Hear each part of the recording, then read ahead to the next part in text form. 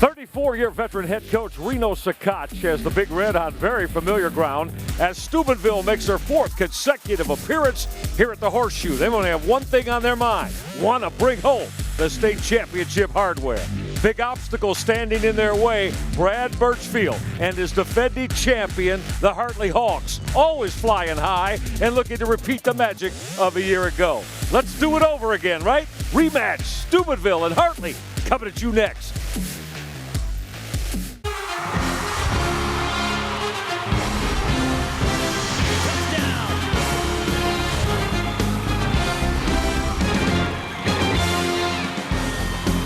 It's the desire of every high school football player in the state of Ohio. Be right here, legendary Ohio Stadium on the campus of Ohio State University the first weekend of December.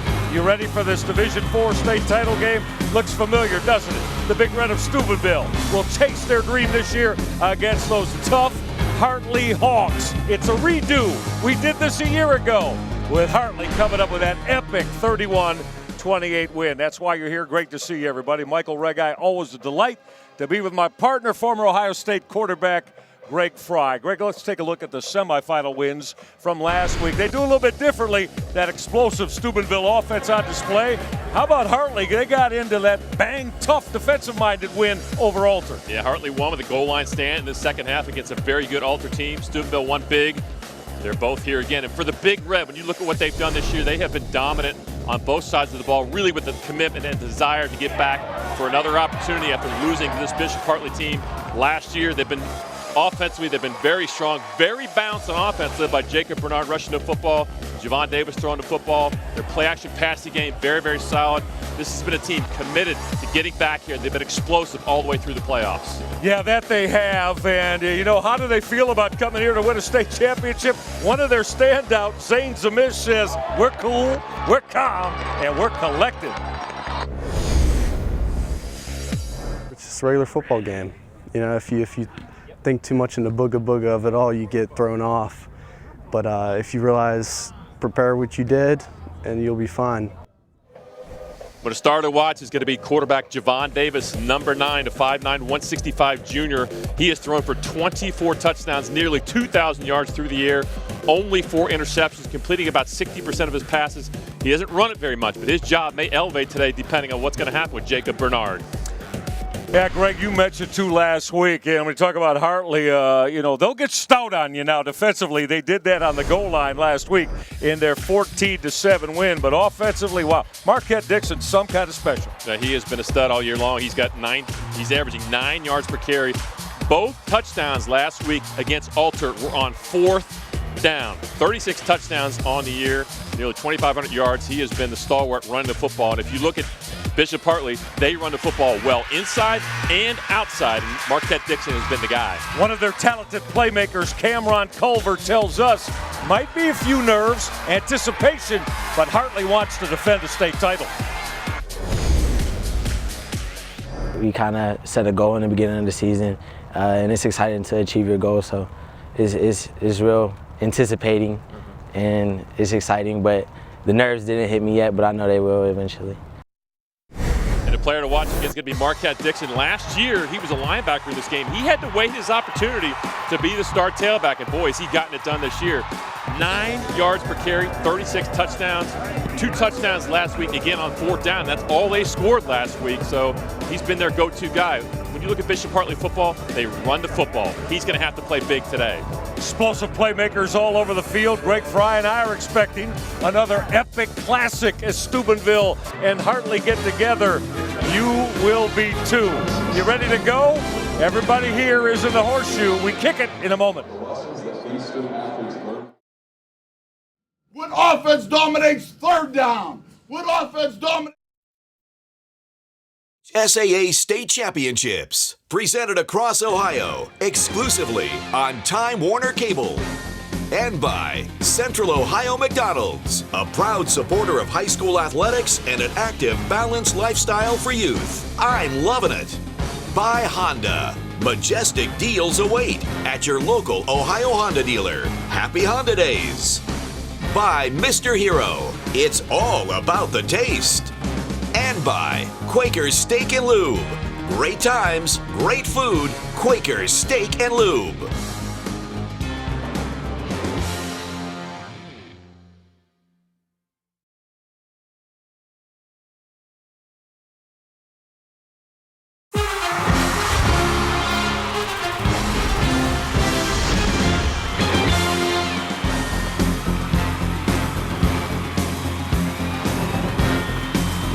As fast as we could, but we have improved every week. To me, that's the highlight of the season. You have players that want to get better and willing to work to get better. I think that's a plus.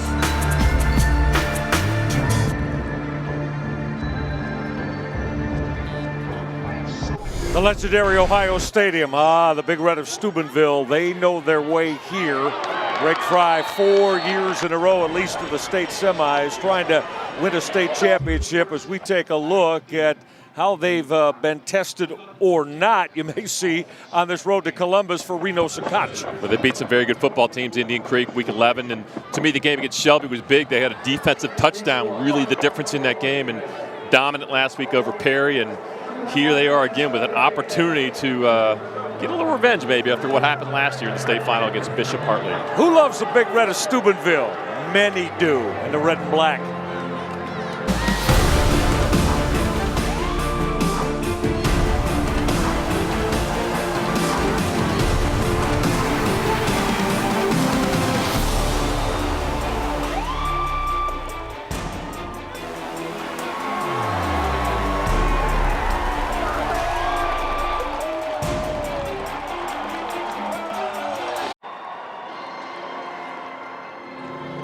Steubenville making their way onto the field turf here at the Big Horseshoe in Columbus. Looking for, again, as we said, what would be their 4th state championship. A year ago, they fell to the Bishop Hartley Hawks. We're one of these programs that either you win the state championship or they ask you why you didn't win it. Dixon, touchdown! We love playing football, we love coaching football, we just love football.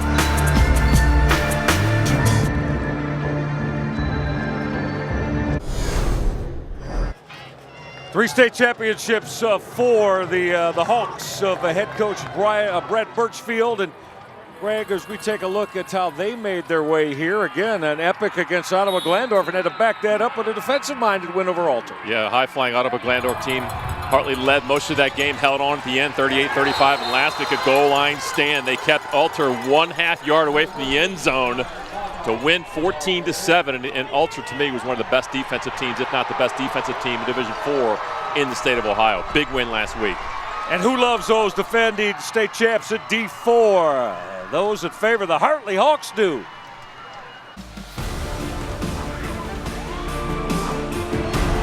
got a first down and more. He's inside the 30, down the sideline. Dixon on 4th down will score. And the Hartley Hawks will go back to Columbus.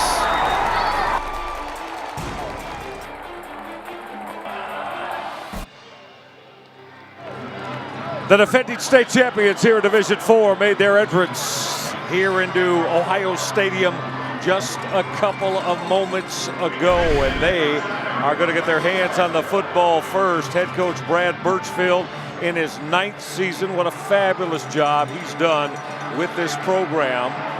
They won it in 2010, and of course, as we mentioned, last year. What would you expect on the second day of December? A Quaker Steak and Lube weather.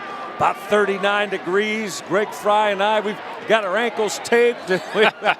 We're all ready to go up here. Oh, what's better than this, right? Division IV state championship game.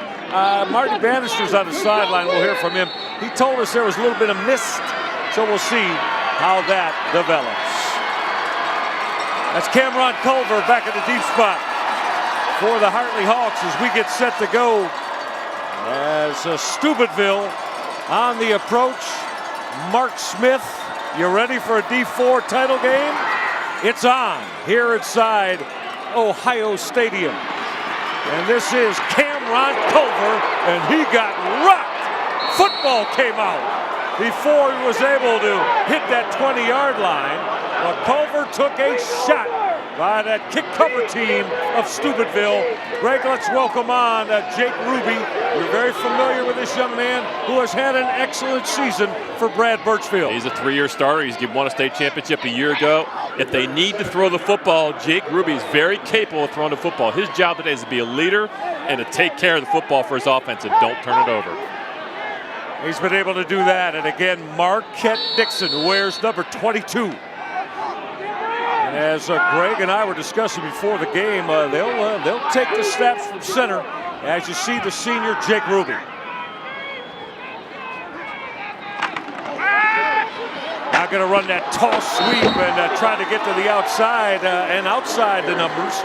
And running the football is Cameron Culver. Let's take a look at the offensive line. How would you depict this O-line, Greg? Their guards and their center in the middle, Casimir, Steinecker, and Kirkbride, as good as it gets. They're very solid up front. And they got a lot of skill. They use it a little bit a different way, but you already saw Cameron Culver. You can see a lot of Marquette Dixon.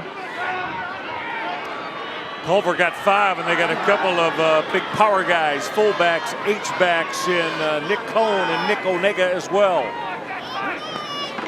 On 2nd and 5, that's Marquette Smith. And Steubenville got to Smith and knocked him down after a very short gain. Let's take a look at that Steubenville big red defense, Greg. Size, and they can run, active. Quentin Moore, you saw him in the tackle there, 6'2", 225. Junior. Again, they are very active. This is a good defense. Look at the linebackers in the secondary. Pettaway, Cheyenne Pettaway, District Defensive Player of the Year. Nick Scott's got 5 picks. Very active secondary. Well, you see how everything is tight. Not many splits at all. Now that play clock was about ready to hit 0. Greg, you think Jake Ruby thought maybe he was going to get an encroachment there? False start. Number 22 of the offense. 5 yards, remains 3rd down. Yeah, I'm not sure if Ruby was trying to go on a long count there, but you got 2 guys moving to the backfield. And that's a big penalty for Hartley. 3rd and 5, they can still run the football. 3rd and 9, I'm not so sure. And the line to make is at the 27-yard line for Brad Birchfield and his offense. Jake Ruby with Marquette Dixon offset. Culver will motion. Bubble screen, Culver, nothing there. Steubenville just flows to the football as they came up. Gino Piero making that hit out of the secondary. Greg, just total assessment of this on your keys for winning signs for both. Well, for the Big Red, they got to stop Marquette Dixon. So far, so good. And they want balance on offense. They've been explosive all year, throwing it and running it. For the Hawks, they got to win the game up front. That's what they did last year. That's what they do. And they want to shorten the game by possessing the football. 3 and outs like you just saw are not what they want. All right, so Ruby is going to hit that line drive shot. Now picking that up on a bounce for Steubenville is Gino Piero. Piero got a couple. Excellent operating position for Steubenville's Big Red. The squad has been, as you know, we talked about in the open, a 13-win football team, 60 playoff wins all time. And Greg, how about 34 years masterminding this thing on the sideline from Reno Sakach as we look, of course, at Javon Davis. Yeah, John Davis, 24 touchdowns, 4 picks. That's taking care of the football. He's got a wealth of receivers outside, a lot of talent to get the football to. All right, right now, no Jacob Bernard, their leading ground gainer on the year. Davis off that direct snap. Kind of gunned that out, and that's incomplete as he missed Charles Reeves, his big wideout, Greg, the offensive line for Steubenville. Yeah, they do a good job. Jerome Moore in the middle. That center, 6'1", 230 senior. He is certainly one of the leaders, but they're good up front. Again, a lot of skill there. Jacob Bernard, 5'10", 175 we talked about. Not sure, but Charles Reeves, 6'5", 265 on the outside. That's a big target. He's a wideout now. He's not a tight end. He doesn't play. Well, the defensive side, he puts his hand on the ground, if that tells you anything. I hear you. On 2nd and 10 for Davis. Off that zone read look, fires throw. And that football came out incomplete. He was looking for Cheyenne Petaway. Petaway had his hand on it momentarily, but broke it up. Defensively for the Hawks of Hartley. They're really strong up front. Those front three, Ethan Amaya, 6'3", 260. He was a force last week. Linebacking core, very athletic. Not a ton of size there. Kirkbride's going to be your star at 6'4", 230. Great tacklers in the secondary. They're going to have to tackle well in open field today with all the skill that they're going to see from the Big Red. 4 receivers now. As that play clock hits 6. This is Davis. Gonna take a shot deep. 3 incompletions for Javon Davis as his pass fell incomplete, and Steubenville's got to boot the football away as he was looking for DeJuan James. Trying to hit DeJuan Jones on the wheel route. I love the play call, but James Reese absolutely blanketed that. Didn't fool the linebacker for the Hawks. That Hawks secondary plays a lot of man coverage, and I think that's something that the Big Red are going to try to take advantage of. Didn't work there. This is 4th down at 10, not what you would call a... Well, Davis can punt it. He punted it twice last week. Yep, took the direct snap and banged the football. Going to get a good drag on that inside the 5. And coming to a rest at the 2-yard line. So Javon Davis with that line drive punt, 3rd member of our telecast squad on the sidelines. Hello, Marty Bannister. You staying warm? It's not too bad down there right now, guys. We did have some mist earlier, as you talked about. That first series for both teams, just what both coaches said coming into the game, they expected their opponent to do. Hartley, run-oriented, so that didn't surprise Steubenville. And head coach Brad Birchfield of Hartley told me prior to the game he expected Steubenville to try to air it out. They obviously saw the Ottawa-Glandorf game, which was the one team that did throw the ball a lot against Hartley and moved it down the field. So no surprises early on in this game for either team on offense. All right, Marty, appreciate that. And Steubenville on that Javon Davis line drive punt as the Hawks of Hartley backed up. They're going to start this series from the 2-yard line out of that strong eye look. Marquette Davis. Boy, everything up tight. The splits. The splits are no splits. They're non-existent. How difficult is that defensively? Well, it's very difficult, and I asked Coach Birchfield a couple of weeks ago, because I've seen this team play for a number of years, and he said in 2009 they had a game in which they went to the tighter splits, and they haven't changed it. And I'm telling you, you can't get a credit card between the shoes. They're that tight. I like it. Fry coming out with the best first line early in this one in the opening quarter. Out of that tight look, that toss to Marquette Dixon, and he got wrapped immediately. Jerome Moore got some penetration, 58, 6'1", 225 senior, and the linebacking core was right behind him. And that's key. When you're going up against Hartley, you can't let them get a push. And the Big Red know that, because last year the Hartley offensive line had a big push throughout the majority of that game. 31-28 a year ago here in Columbus. Run toss sweep on 3rd and 5. This is Marquette Dixon. You see him explode through that little crease outside the numbers, and Greg, maybe just that credit card that you mentioned from going the distance. Well, they're difficult to defend because they can run it inside. They're very good outside. You can see the lead blockers. Nick Cohen out there, or Neg out there. Those guys block well in the perimeter, and you can see they got the edge. If you give the edge to Marquette Dixon, you're in trouble. He was 1/2 step away from taking that one all the way. That's a 16-yard jaunt from Marquette Dixon.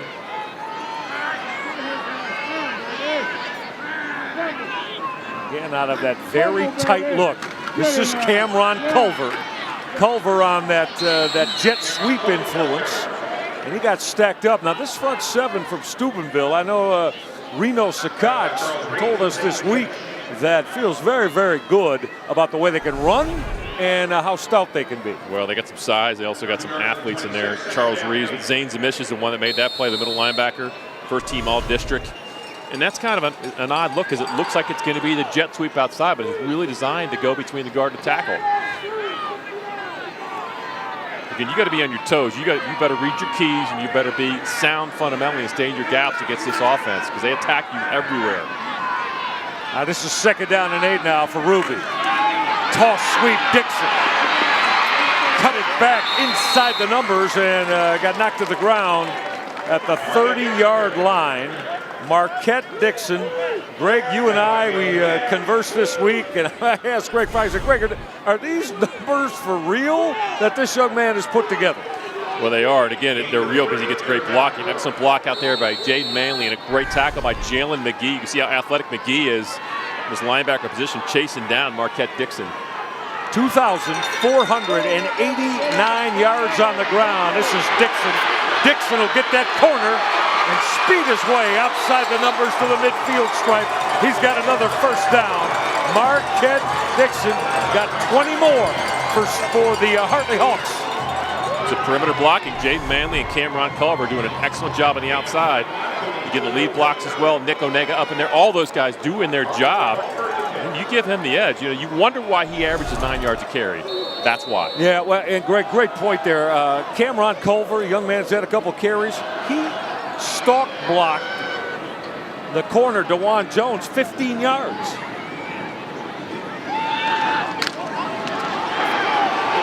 Play exit for Ruby. He's in trouble, and he got popped. Taken down by Jalen McGee. McGee, a 200-pound active linebacker. We've got a flag on the end of it. Well, Jake Ruby had his tight end, Jordan Kirkbride, open, and he missed it, and he held on to the football, and boy, McGee drilled him, but I think he got him too high. Dead ball. Personal foul. Number 58 of the offense. 15 yards. Remains first down. So our referee today, Rick Erb, among the 5 on-field officials, making that call. So a little extracurricular. It'll be second down. Dead ball foul. It wasn't on. It was on. Yeah. Drone Moore hit him late. Yeah. I thought McGee might have hit him high, but Moore just after the whistle.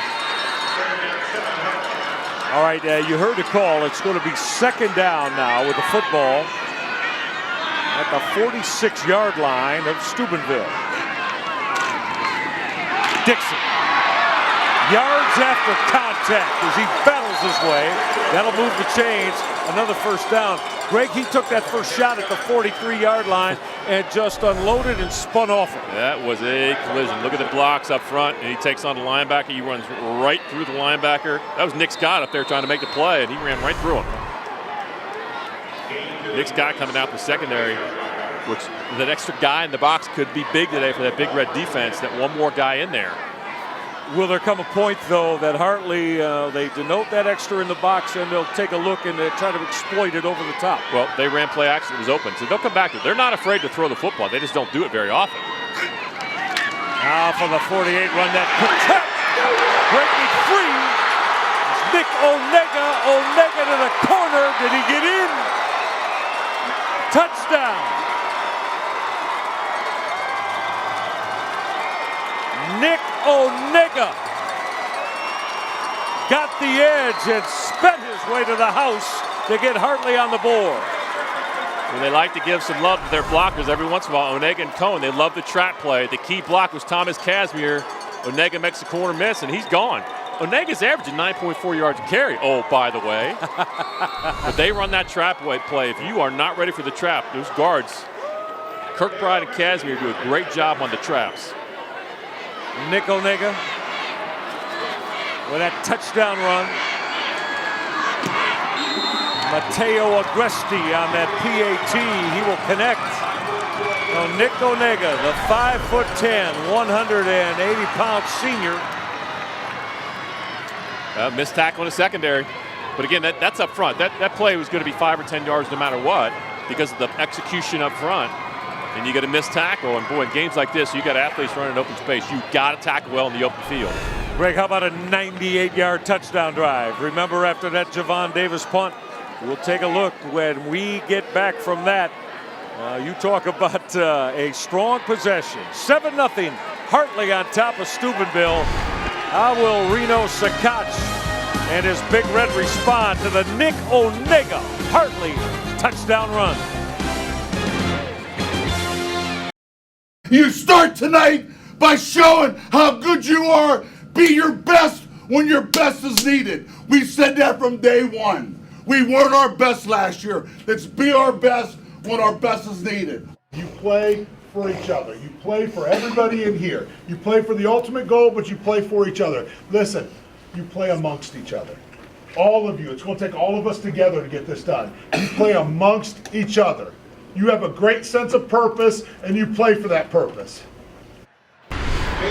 Always love hearing the head coaches as they address their football teams before such a defining game as this, Greg, for a state championship in these young men's careers. And that line drive kick is going to be grabbed by Abe Zane, one of the up men, the junior, who immediately steps out of bounds. So Brad Birchfield telling you, at least, I'm not sure I want any part of the Steubenville kick return game. He won't kick it deep, I'll tell you right now. I mean, they'll squib it, they'll onside kick. I mean, if it's unorthodox, he will do it, but he doesn't want to get beat by a kick return. He'd rather play defense. That's a win in his book. Sure, you know, the yang to that ying is field position. Correct. He's willing to give it up. I mean, I've watched him enough. It's just that's his part of his philosophy. Sure. It's you watch these guys; they do things a little differently, but that's what they do. Back to the offensive side now for Steubenville, and running out of that power eye with Jalen McGee. Now, don't sleep on McGee. As we said, Jacob Bernard not ready to go, at least at the outset here. But McGee, a sturdy 200-pound running back. They told us, Greg, that he's real good tackle to tackle in the box. Well, he's 6 foot 200 pounds, and last week he had 3 touchdowns and 80 yards rushing and only 10 carries. Really coming in, I would say filling in for Jacob Bernard because he's got 8 touchdowns on the year. He's averaging 6 yards a carry, but a little different philosophy. The second drive here, trying to pound it the first play. Yeah, we'll keep an eye on, and we know Marty Bannister too, whether or not the junior talent Jacob Bernard gets in the football game. Quarterback Javon Davis did well to get on that errant snap, but now you talk about being off schedule, Greg Fry. You're going to get a 3rd down and 17. Yeah, that's not what you want. You can see that would look like it would be a design little counter play there, but 3rd and 17, you don't have too many play calls for that. But the other guy we got to mention really is Charles Reeves. He's a big-time player, and I would say Cheyenne Petaway as well. Both those guys have 7 touchdowns through the air. So obviously, when you got one of your studs out, you got to find a way to get it done through the air. Those are the guys they've been going to all year long, and especially Reeves because of his size.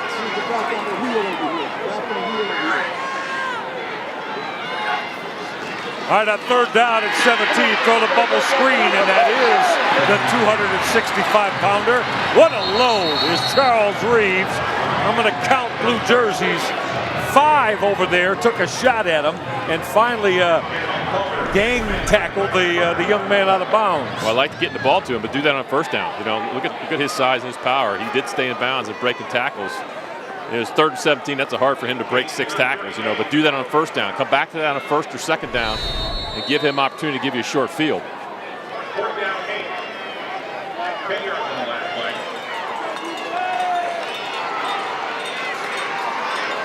Again, Javon Davis, it's 4th and 6. He can punt it out of this.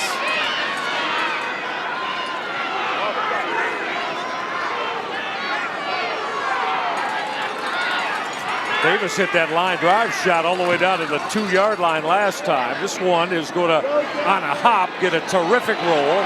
And this is Philip Cole on the return. Cole, with flags flying, crossed the 15 to about the 16-yard line. And we'll have to sort this out as flags flew from behind Steubenville as they during punt the return, cover. Block in the back, number 21 for the return team. Could be 10 yards, 1st down. When they punt out of a shotgun set, that's difficult to defend and set up your return. Greg, as we mentioned, 3 times a state champion for the Hawks and a couple more times in this championship game. So their 6th Penalty appearance. will be enforced from the 16, half the distance, be 1st down, Hartley. 6th appearance in the state championship game. 2 of those this man's been a part of. Brad Birchfield, 2010 and last year. Yep, 2010 was his first win, and I happened to see that game in Massillon. They had a big victory, and last week they got it done as well, or last year I should say. They're not intimidated by the stature of this game, and Again, they do what they do. They're not going to get flashy. This is what they do, and they do it well. Last time they touched the football, they went 98 yards. Not a sustained drive that put 7 on the board. And the Big Red have had field position really this whole game. Just haven't capitalized on it yet. We'll see that Big Red defense get a stop here and get the offense a little bit of breathing room. All right, this drive will start at the 8-yard line for Jake Ruby. And again, run that tall sweep with Marquette Dixon. Dixon got a couple more good blocks out of the edge. Nick Cone, the other fullback, we saw Nick Onega on the touchdown run. Cone, who's the bigger variety, he ushered Marquette Gibson around the corner. Dixon got 6. Gonna bring up second down at 4. Nick Cone is 6'4", 230. He's a big one, and he's impressive. When you get down field level with him, I mean, he doesn't always put his hand on the ground. He stands back there. He is his presence is felt in the backfield. But you see, I like what they're doing with Chris Sawyer, the offensive coordinator. He is spreading out this Big Red defense, and he's making them run. Because you got a couple guys, really both teams go both ways, but some of those linebackers, especially the defensive linemen, go both ways for the Big Red. So out of this stacked eye, again, it's Dixon. Well, you hear the pads popping, don't you? Greg and I can feel it up here. That's why we told you we taped our ankles. Again, if you want to watch with a close eye, watch the guard play for Bishop Hartley. Casimir and Kirkbride. You see Casimir in the pool. I think that was a collision with one of the linebackers that we heard all the way up here. 3rd and short. Look at Marquette Dixon at the back end of that stacked eye. Checking his play card on the wrist. Dixon, first down. And busted free. Second level and more. Marquette Dixon got 21 yards to the 38-yard line. Well, Dixon is having a special first quarter, partner. Well, the Big Red came with the bear look, which means they covered the guards in the center. Great down blocks. Excellent job by Casimir and Nick Cone. Gaping hole. Charles Reeve, Gino Piero get him down, but not before Dixon is 10 yards before anybody touches him. Gino Piero plays that free safety spot, and last one home, or Dixon's in the end zone right now. That was a right play call for that defense. They got him. The down blocks are perfect.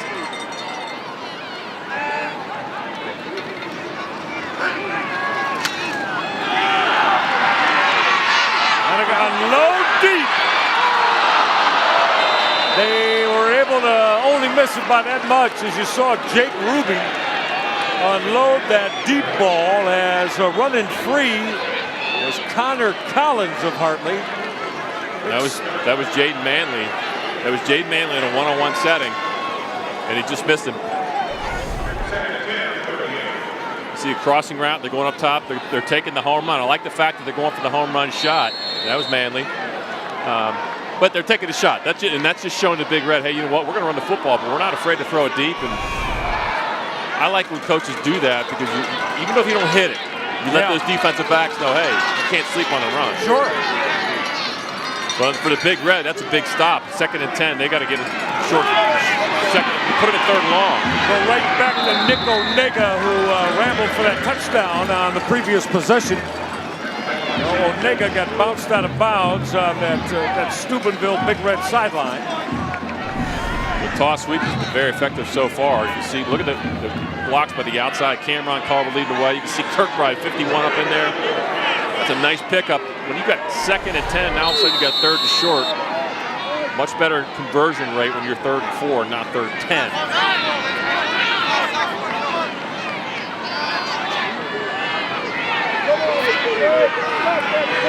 The line to make is at the 48-yard line for the Hawks of Hartley. And Steubenville has come up with a turnover as quarterback Jake Ruby had trouble with the exchange. Looked like Johnny Agresta, the outside backer, who came up with that errant snap. Yep, never had it. Again, I'm not sure what the play call was, but a disconnect between the center, Max Steinecker, and Jake Ruby, and first opportunity for the Big Red on a short field.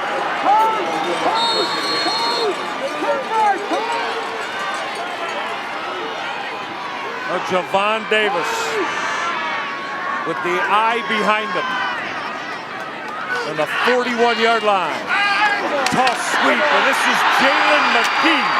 McGee with a strong run. Operating space. He's got a first down. McGee got 12 on that toss sweep.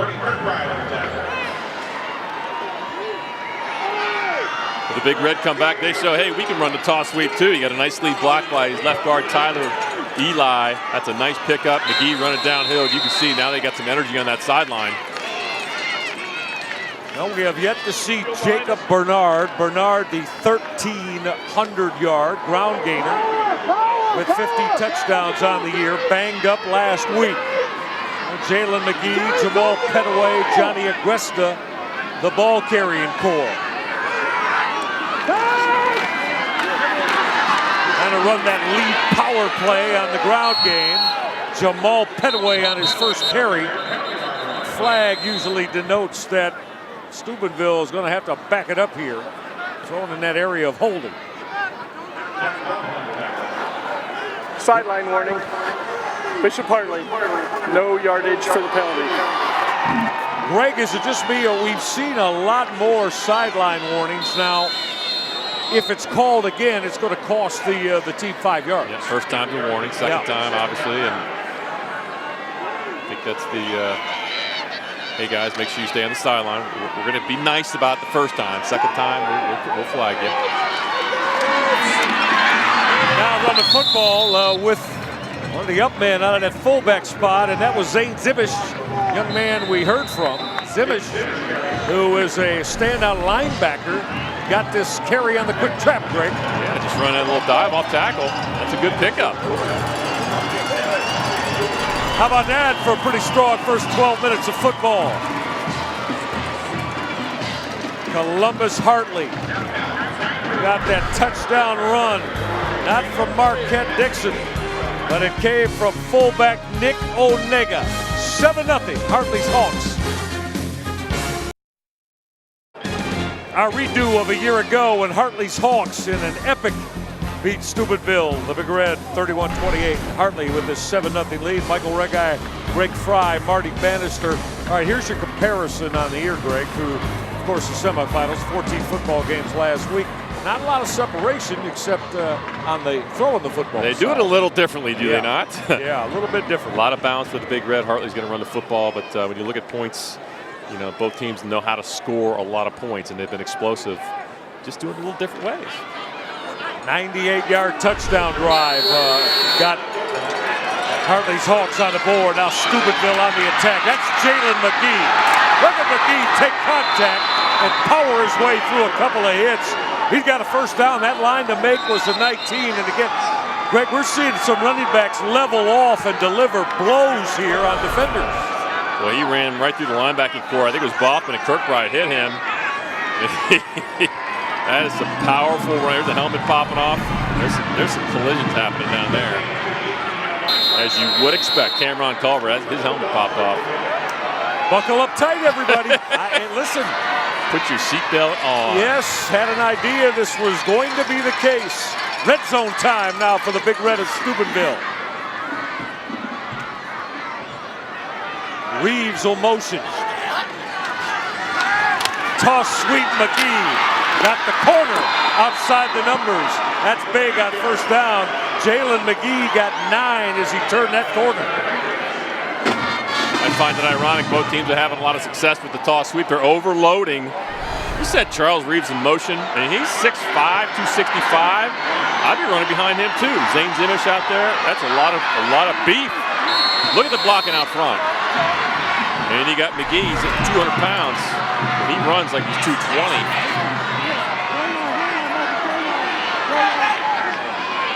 Now second and short. Stay with McGee. Good cut inside the 5. Searching the goal line. He's in. Touchdown. Jalen McGee.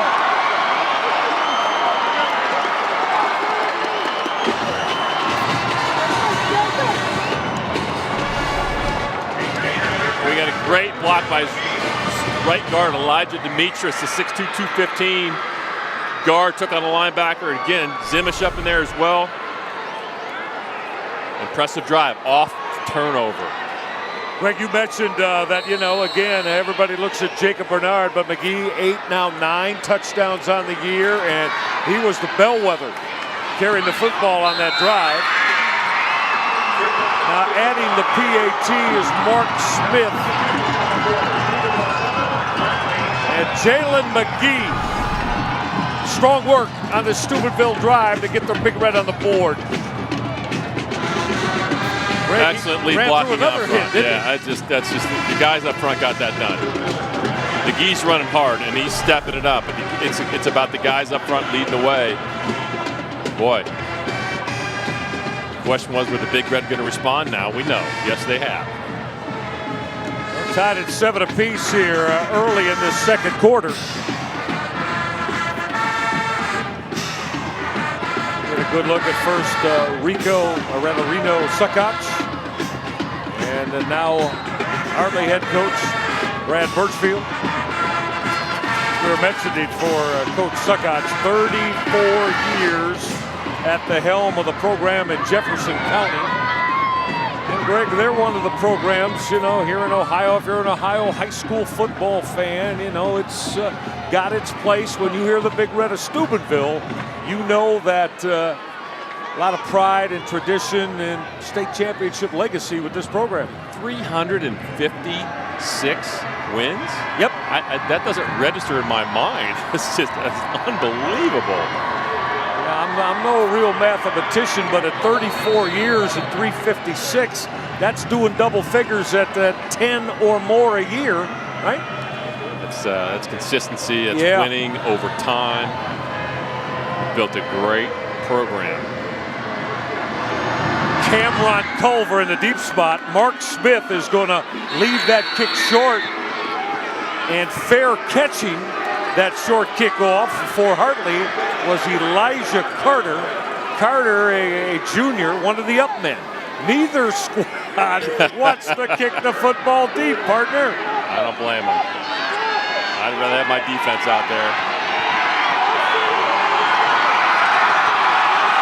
Oh, look at the defensive 11 of Steubenville. They're a big throng from Jefferson County, making a lot of noise.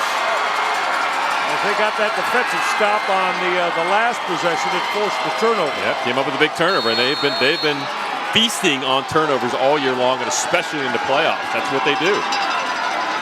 All right, time for Jake Ruby to go back to work out of that always familiar tight split formation. Cameron Culver got blown up. In on that hit was Drone Moore. There's Moore. Where's number 58? He was not fooled and set the edge very well. They run a little bit of a counter. Boy, he got penetration. It's that wing counter. They were ready for that. Jerome Moore, 6'1", 225 senior. He's one of those guys going both ways. He plays center on the offensive side. We saw Jake Ruby take a shot for Jaden Manley last time on toss sweep. And Marquette Dixon got knocked off his pins. Excellent defensive play with a flag on it as well. Alec Taylor came up for the corner and upended Dixon as he was being held. Where they called the holding on Manley, and really, to me, that's on Marquette Dixon. There was a cutback lane there. Manley was doing his job on the block, and that's one that Dixon's seen enough film. He knows he's got to just slow down a little bit, cut it up underneath there. You try to outrun that, that's easy for that receiver to hold. Offense, number 19. That penalty is declined. We're going to have third down. Did you ever have coaches say in that situation the running backs use the term, choke your motor down? Exactly. Choke it down. I mean, if he cuts it down here, he's going to pick up a couple. Because John Robinson was there, but the cutback lane was there. Choke your motor down. I like that. Yeah. Oh, boy. I think we saw that in the overtime last week with the Buckeyes. That's exactly right. That's what I'm talking about. Yep. This is third down at 12. Jake Ruby will step up. Didn't get back to the original line of scrimmage. And Hartley Hawks are going to have to punt the football away. 3-and-out stop for Steubenville. Jalen McGee, they're going to go with quarterback draw. He got penetration.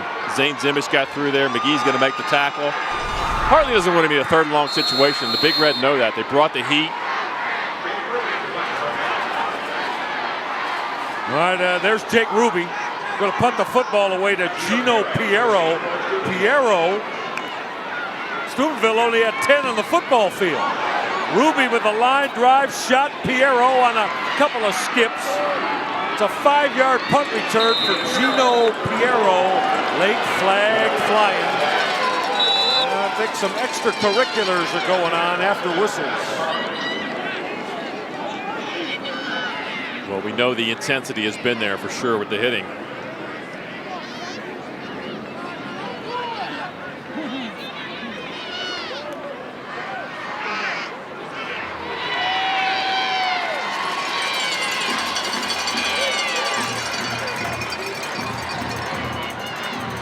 Going to back Steubenville up. Dead ball. Personal foul. Number 18 of the offense. 15 yards from the end of the run. Be first down, Steubenville. 285-pound Jalil Shepard, Greg. It's always the second guy that's going to get the flag, and he earned it, and it's going to hurt him because they had the ball nearly at midfield with a 15-yard penalty. Going to put it back on their own 30. Jalil Shepard, he got his money's worth, but it cost him 15. Yeah. So now you see the officiating crew discussing where that they want to spot this football to begin this Steubenville drive here early in quarter number 2. Well, that one hurts because you got momentum, you got good field position, your defense is playing great. But either way, they get the football back with momentum. Javon Davis, very talented, 165-pound junior trigger man, the quarterback for the Steubenville Big Red.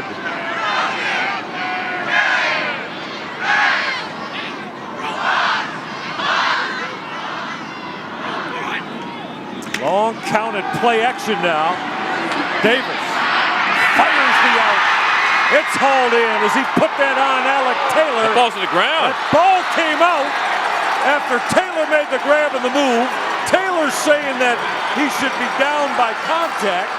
Let's find out. The football wound up in the hands of Bishop Hartley. James Reese. Yeah. This is going to get interesting. Great throw by Javon Davis. He's going to find Alec Taylor. Let's see. That's out. James Reese is going to come up with it. That should be Hartley football, at least in the first look.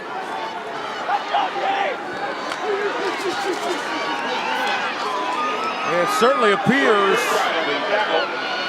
that the offense of Steubenville is staying on the football field. Is it not? Or now? No, they have awarded the football to the Hawks of Bishop Hartley. And that football indeed came out from Alec Taylor. Kirkbride hit him. You talk about your sudden change flip there. Marquette Dixon off that lead power run play tries to wiggle out a couple of yards, and that's what he got, a couple. Well, I just got to go back to that play, and it's ball security. Alec Taylor, great job catching the football, but he holding it loose like a loaf of bread, and he got hit from two sides, and the ball came out. Yeah, it looked like Elijah Carter, that cornerback, Greg, on the defensive side for Hartley, that ripped that football free. Second down and 9 now. Tight splits. Play action now, Jake Ruby. Had his throw on the hands of Cameron Culver, but he couldn't haul it in. It'll fall incomplete. Boy, Nick Scott nearly came up with his 6th interception.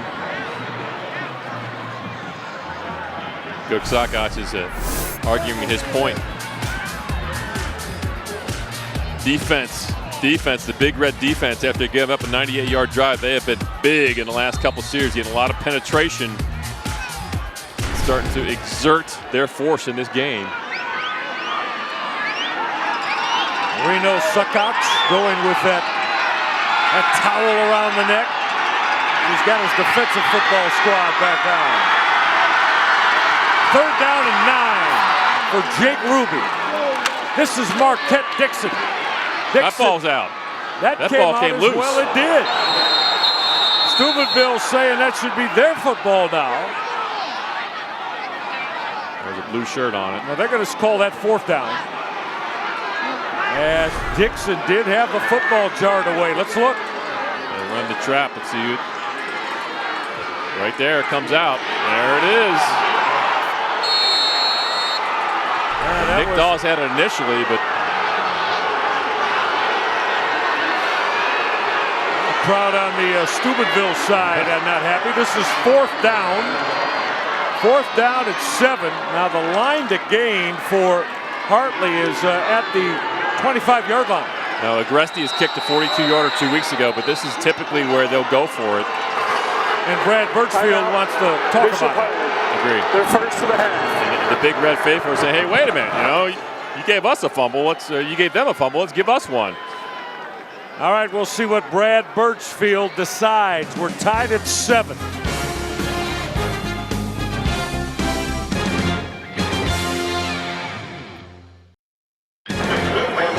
Great to have you with us. Another exciting Division IV state championship game tied at 7. Steubenville and Hartley. Michael Regai, Greg Fry. Marty Bannister, we talked about Hartley's defense and how it has helped spur wins in the playoffs. Throughout this postseason, Michael, you're absolutely right. They've been able to come up with turnovers and then cash them in. And speaking of that, remember last week in the Kettering-Alter game, both of Hartley's touchdowns came on 4th downs by Marquette Dixon. I think Greg touched on that a little bit earlier. But also going back to the fumble a moment ago, guys, from my vantage point, I know the ball was popping around, but I thought Steubenville fell on it. Interesting. That was not the call that turned the football back over. All right, this is 4th down now. 4th and 7. Rubin on that waggle right will fire the out. Manley made the grab. Manley's in the end zone. Touchdown, Jaden Manley.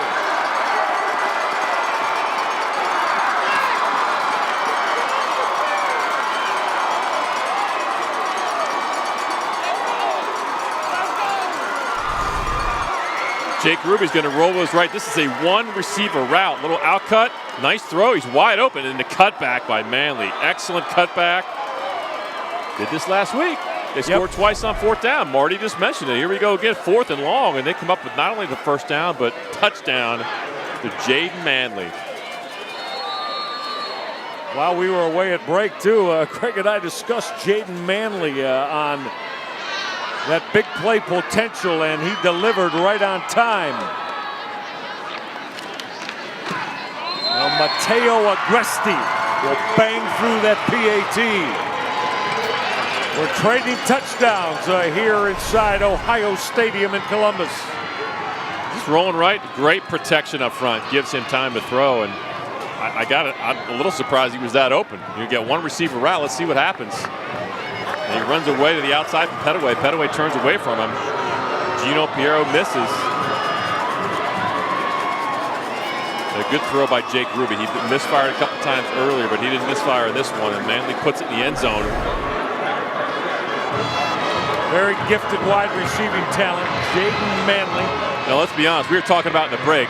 We were? You called Manley. I called toss sweep. I want to give you credit. But you know what? I'm not going to say 100. That was who I identified, but I thought the route would be different. Yeah. Right? Well, I thought that he might, a double move or just a straight go. But Ruby threw that football very well. Threw that out to him very well. Great protection. That was key there. You could see there was a circle of protection there for Jake Ruby. He was okay to set his feet. Good throw. Again, the coverage I would question. You're rolling right. These guys that wide open. I mean, they got 1 receiver out there. I don't know if it was a broken coverage or whatever, but nonetheless, Big Red probably a little frustrated with it. They thought they had a fumble. Yeah. And they give up 7 points. And you identified it, Greg, with regard to coverage. It looked like Sion Petaway, the corner, he was soft. And then Piero came and overran it. He turned inside. I'm not sure. Again, I don't know what their keys are, but wide open. They got to wait for that fair catch again. That's Steubenville on the fair catch. And at the 20, let's see where it's spotted. It was fair caught and then tried to advance, which can't happen. So now Steubenville with another opportunity here as we take a look at how they got on the board with Jalen McGee.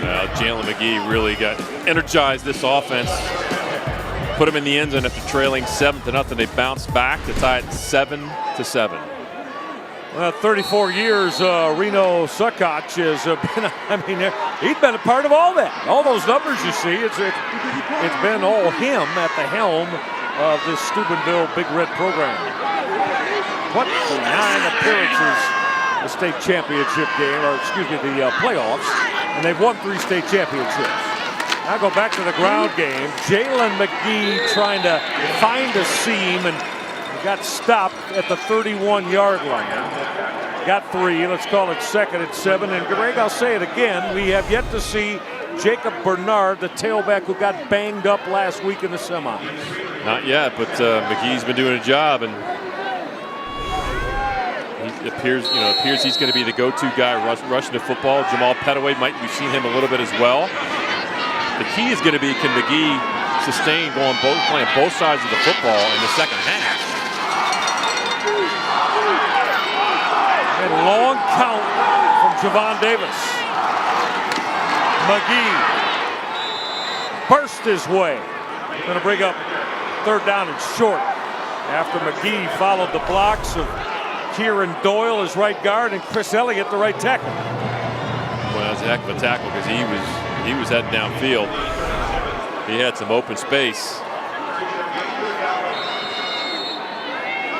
I'm going to say it again. Second half, we got to pay attention to McGee because you're playing linebacker and you also run the football. That takes a lot of energy. Oh, look at this tight formation. Bad snap. Davis trying to get back on it. He is in a lot of trouble. And he is swarmed on, helping to make that stop for Bishop Hartley, coming in at James Reese off the corner. Whole host of Hartley Hawks, and that's the second bad snap that Steubenville's encountered. Yeah, you can't have that in a state championship game or any game of this magnitude. That's twice, and just not really much Davis could do there. He could try to throw it away if he had time, but he was smothered by a host of Hawks. Well, those plays hurt in a game like this when it's 3rd and short. That's a field position switch, let alone not getting the first down. Now Steubenville's going to have to punt the football away. Javon Davis hit a good one. Tried to angle it out of bounds. We'll see where the mark is. So Hartley here, a little bit more than halfway through the second quarter, will try to add to their 14-7 lead. Against Steubenville. No penalty yardage. Be first down. It's 1-1 out of the sideline warnings now. 1 on each squad. I'll choose the 5th.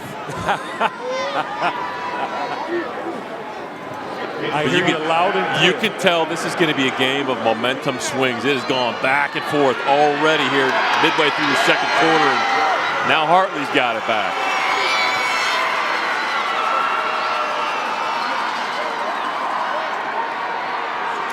They speak of redemption on the Steubenville side, and they want to go back-to-back on the Hartley side. I've said it before, it was a classic, an epic last year, and many long-time Ohio State Championship football high school observers feel like this Division IV matchup might be the best game of the weekend. We'll see. Now trying to turn that corner with that run gate carry. We got a late flag. Well, you see Marquette Dixon. He said, wait a minute, my guy Jaden Manley, who running the football, got drilled on that white, and the flags flew. Yeah, guess who's out there leading the way? Marquette Dixon and Nick Cohn, and this is, clearly out of, just let him go. Johnny Agresta, I like the aggression, but you're 3 yards out of bounds. You got to stop. Ill-advised penalties like this will crush you in a game like this.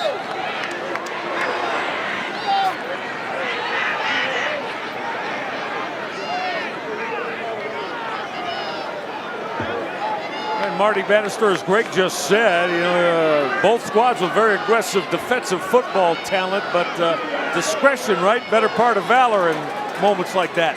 Well, I tell you what, guys, I'm sure our crew probably had a better look at it, but from my vantage point over here, it sure looked like the offense, number 82. Well, was it going to come we have back? a dead ball, personal foul, number 8 on the defense. By rule, we will mark them both off.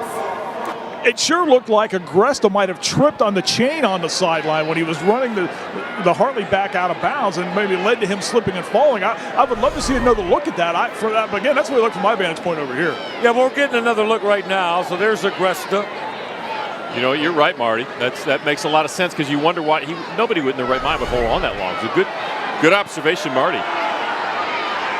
Jordan Kirkbride with the holding call. So now we're going to do the math, right? This is our math test, right? This is it. Yep. Let's see, a -10 and a +15. So you get a net of a +5, 4. That would be after all that. The Hawks of Bishop Hartley. Nice job, Marty Bannister, on the chain. That was a good observation, because after looking at the replay, that was correct. Bannister still has the good eyes down there at field level. So Reno Suckox looking at his defense now. This is first down and 2 is what it turns out to be. Run that counter. This is Marquette Dixon. Look out, Marquette Dixon. See you later. Touchdown.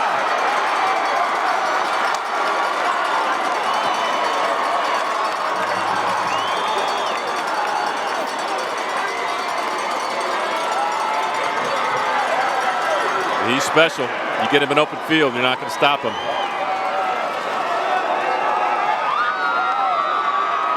Well, that was a great play call by Chris Sawyer. Set him up and faking the jet sweep and giving it right back inside to Marquette Dixon. And, well, 36 touchdowns to come into the game. That's number 37. One of the most explosive running backs that we've seen here in the state of Ohio. And there have been a whole lot of them. But Dixon taking his rightful place among the very best. Mateo Agresti adds the PAT. And this has suddenly turned into a 2-possession Hartley lead. Well, you got the great blocks, Nick Cohn, and I mean, really nobody laid a hand on Marquette Dixon. But a great setup, making the jet sweep. You got Gino Piero coming up, and he ran right by him. 6', 215 senior. He runs like he's probably 195 as far as from a speed standpoint, but he's 215. That thick-thighed, and I mean, he's not afraid to take contact either. You saw the numbers, 132 yards. Now, the young man averages 9 yards a carry. Carried the football 277 times through 14 football games. So he's right there at about 20 per. Now 37 touchdown runs. Sure, smile, Marquette. You should. You've had an amazing career at Hartley. Well, you know those guys, you could give it to them 30, 40 times a game, but they really don't. I mean, they mix it up. The other guys get plenty of carries, but it's the inside-outside game that's so difficult to defend. And that time it was inside, it was a burst. Give a lot of credit to Nick Cohn. He had the lead block on that play. He does a fine job of that. 6'4", 230. He's only a junior from his up back position. It's going to be very interesting, this particular series of downs, this possession for Steubenville. Going to be real key. Again, that angled short kickoff and fielding it and then stepping out of bounds for Steubenville. Johnny Agresta, as the continuance of not kicking the football to return men for either head coach continues. He did a nice job catching the football, but see what happened last year. This game went back and forth, both teams scoring in all the quarters. Hartley prevailed late, 31-28. But I would agree, Michael, this is an important drive for the emotional status of the Big Red, because they were 7-7. They had the momentum, and next thing you know, Bishop Hartley rolls off 14 in a row. So let's hone in and pay close attention to see how Steubenville responds. This is Jalen McGee. Strong first down run. Tall sweep left. He tried to cut back. Took a hit at the 32-yard line. Give McGee 4, 2nd and 6. You know, the one thing as I look at Hartley defensively, they have mixed up their looks. The last series, they went with an all-man look with no free safety. Not this time. They got a free safety 15 yards back. This is the backside. James Reeves making the tackle from the backside linebacker position. Out of the eye. Play action, Javon Davis. Gonna fire for Reeves. He went up and made a sensation. Sensational grab. 6'5", 265. Charles Reeves is a player. He's one-on-one with Jacob McFeeters, who's at 5'10", so you certainly have a size advantage.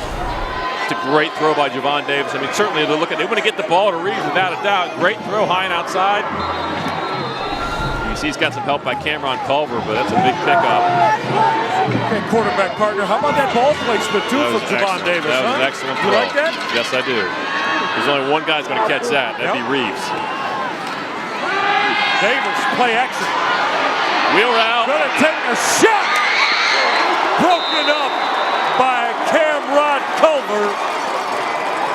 Well, Culver got there as that looked like that wheel route had an opportunity to hit big for Steubenville as they were looking at Cheyenne Petway.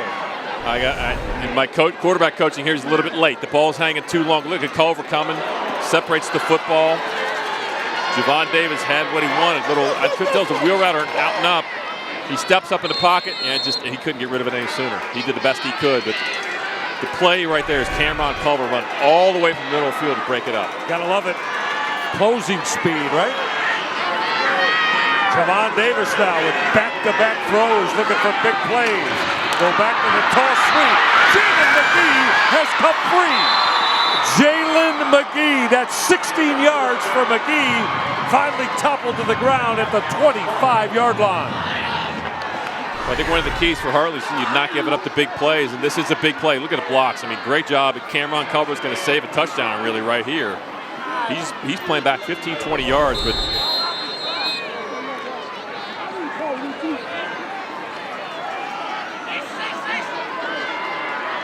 after that 16-yard bolt by Jalen McGee. Good looking drive for Javon Davis at Steubenville. Off that long count, trying to run that quick trap, and Hartley is not fooled as they went to the big fella, Zevish, and he only got one. Call it 2nd and 9. Jack Boffman, James Reese, a linebacker core.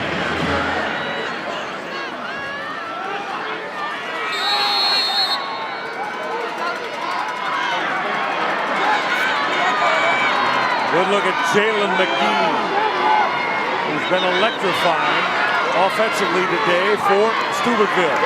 And this is McGee.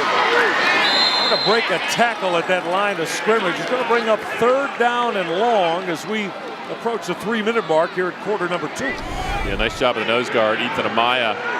See the nose guard right here coming over to make the play. 77, 6'3", 260 junior. Otherwise, Jalen McGee would have been in that secondary again.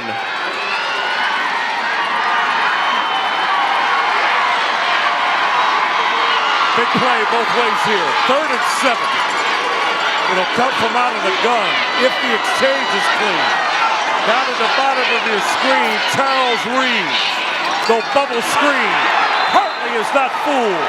Coming up off the corner is Jaden Manley to make that hit. They went bubble screen to Cheyenne Petway, Greg, and Manley planted Petway. Excellent job by Jaden Manley getting penetration. You see Manley right here. He runs through the block. They're trying to throw the bubble. Guy just missed the blocks. Great corner play by Jaden Manley. Anytime that bubble's coming, you want to get penetration. You want your corner coming up. Well, Manley did that. The touchdown maker offensively a moment ago. Big play now. Hang on. 4th down at 10. Timeout defensively for Brad Birchfield. Bishop Hartley, their second Hartley timeout Hawks. and a half. I think he wanted to make sure Charles Reeves went one-on-one. We saw that in the previous play. Get the ball to Reeves. I want to remind you, coming up at halftime, don't move. Neil Sika, Matt Finkus, and Chris Beatty-Wells will give you an idea of how this first half unfolded with the analysis. And, of course, one of the best, Assistant Commissioner Jerry Snodgrass. Jerry Snodgrass knows every little town, village, and hamlet in the state of Ohio. If you gave him a test, he'd pass it with flying colors, I guarantee you. Jerry Snodgrass used to be, You know, Greg, I'm not sure if it was football or basketball, but he coached Ben Roethlisberger. Wow. In high school. At Findlay. At Findlay High School. Okay. Yeah, correct. When you talk about those small towns in the state of Ohio, there's quite a few out there that have had success in football, and I'll just say the MAC conference has made a statement again, should I say, earlier today. 4 more. Marion local. We're just getting started. I know. We're just getting started. It's unbelievable. Every time you look up and see all of them in state championship playoffs come November. And that was a good one, Cuyahoga Heights. Yeah. They had a good football team this year. Just came up a little bit short, but congrats to the Flyers. They did. They got the 2-touchdown lead and had to... hung on. Yeah, they hung on. But they got it done. All right, this is 4th down and 10. Let's see what Javon Davis comes up with against his Hartley D. Davis, gun and sideline. Miscommunication. Charles Reeves was running inside the numbers. Davis's throw looked to be picked and out. Turned it over on downs. That's the bottom line. Yeah, when you're watching this, that's a miscommunication from the quarterback and the receiver. It's more of a read route depending on the coverage, and you can tell they're not on the same page. And that's good coverage. I believe, again, that was Jaden Manley, one-on-one coverage out there with Reeves. He had help over the top,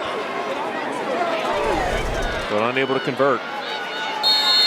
Now at 2:04 left in this opening half. Back on the football field, that Hartley offense with their 2-touchdown lead intact from Brad Birchfield. So let's see. Jake Ruby and Hartley play this. Trying to run that trap real quick with Nick Onega, and Onega did not fool this defense of Steubenville. Marlon Lawrence took it away right now. 6'1", 270-pound junior. He runs right through it. He follows the guard. Casimir pulls, and he runs right behind him. It's a great read by Marlon Lawrence. There's a good look at the big young man. Greg, you said it, he's just a junior. Another year. Steubenville Big Red system. Clock running. We're inside 90 seconds left. Of course, Hartley not in any particular hurry with their 14-point advantage. Toss sweep Dixon. Whole lot of trouble. Look at the ability to scrape off blocks and get to the football, making that hit for the Steubenville Big Red on that stop. Scraping off that block was Nywan Robinson. Timeout, Steubenville. Their first timeout of the half. Yeah, he's a first-team All-District linebacker, returning starter from last year, 6', 225 senior. Excellent job, runs right to the outside of the block, anticipates the toss sweep. Nice play.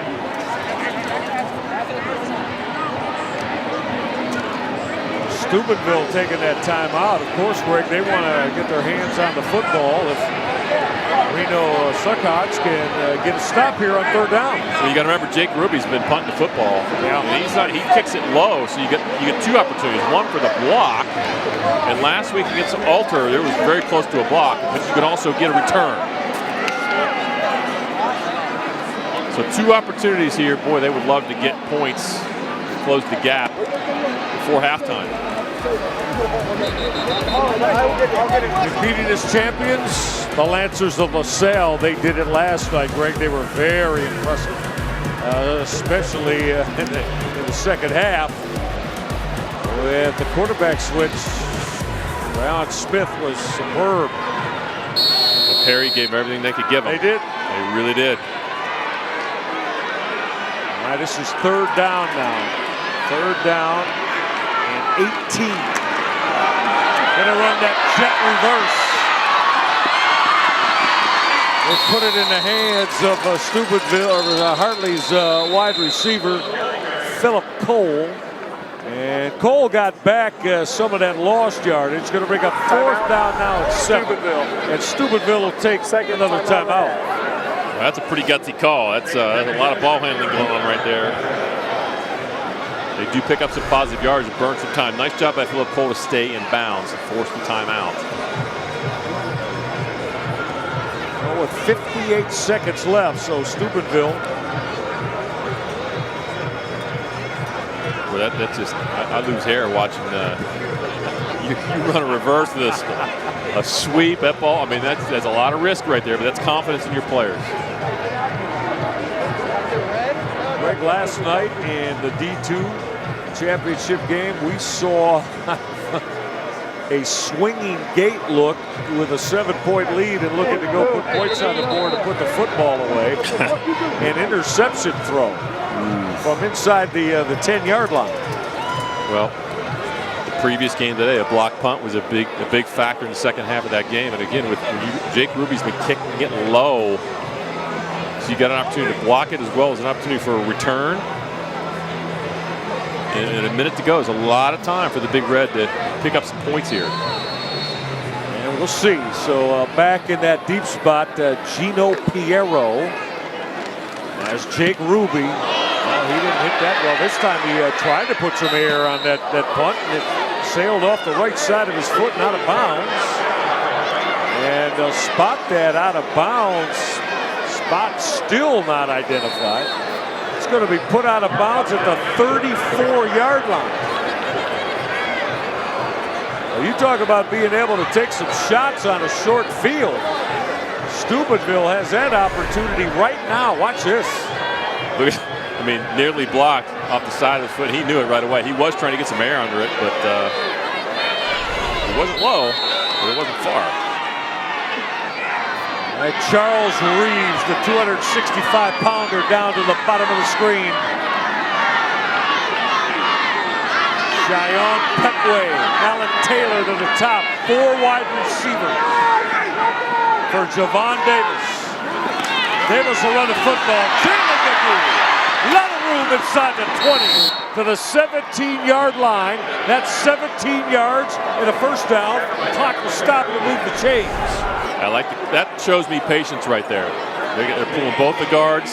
Excellent job blocking out front. Max Steinecker, the center on the other side, makes the tackle, but that shows patience in your running game. They're not panicking. We're going to get points here. Confidence in quarterback.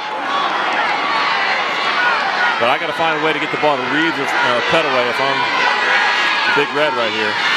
Davis will gun the slant. Taylor made the grab. Alec Taylor inside the 5-yard line. That's 13 more yards. Davis just pitch and catch with Taylor. Well, Taylor's been the go-to guy so far today. He's 2 touchdowns on the year, 6'1", 185 junior. Nice catch of traffic right there. Clock running. Davis waggling left. His throw incomplete. He threw it at the feet of intended receiver DeJuan Jones. Yeah, I don't think Javon Davis's body was in the right position to make that throw to Jones, but the good news is it's just an incompletion. You stop the clock here. It's only second down, so you can tell the Big Red faithful a little disappointed right there, but that's okay because you stop the clock. Now going to go back tight after they went 4 wide receivers here to start this series. Taylor will motion. Davis on the waggle. He again was looking to find Zane's a miss in the end zone who had circled out of the backfield. Well, they tried to fool the Hawks, and they sent Petaway and Reeves to the right, and Zamish is coming out left. Just missed him. Pretty good coverage, but it's doable. But I got to find a way. I mean, you got a size advantage with Charles Reeves. I mean, I would find a way to get him the football because in traffic, you got a good chance he's going to make the catch. Yeah, we've seen that on a previous drive. Now Reeves is offset to the right of this tight look. 3rd down and goal. Reeves will motion. Toss sweep McGee. Looking for a block. Powered his way down to the 2. Timeout, Steubenville.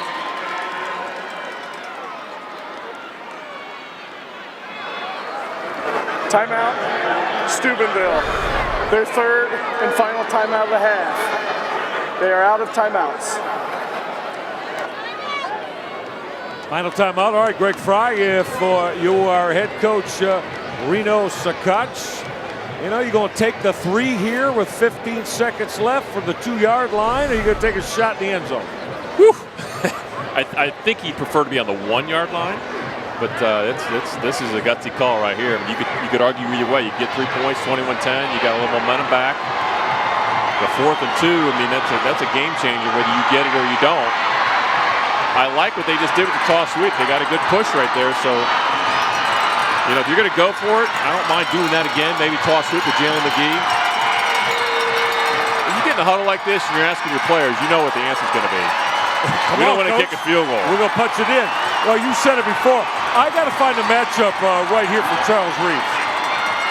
I would have done that on 3rd down. If it's 4th and 2, I mean, you got to trust Davis on a play-action pass or give the ball to McGee running it. Let's see what they do.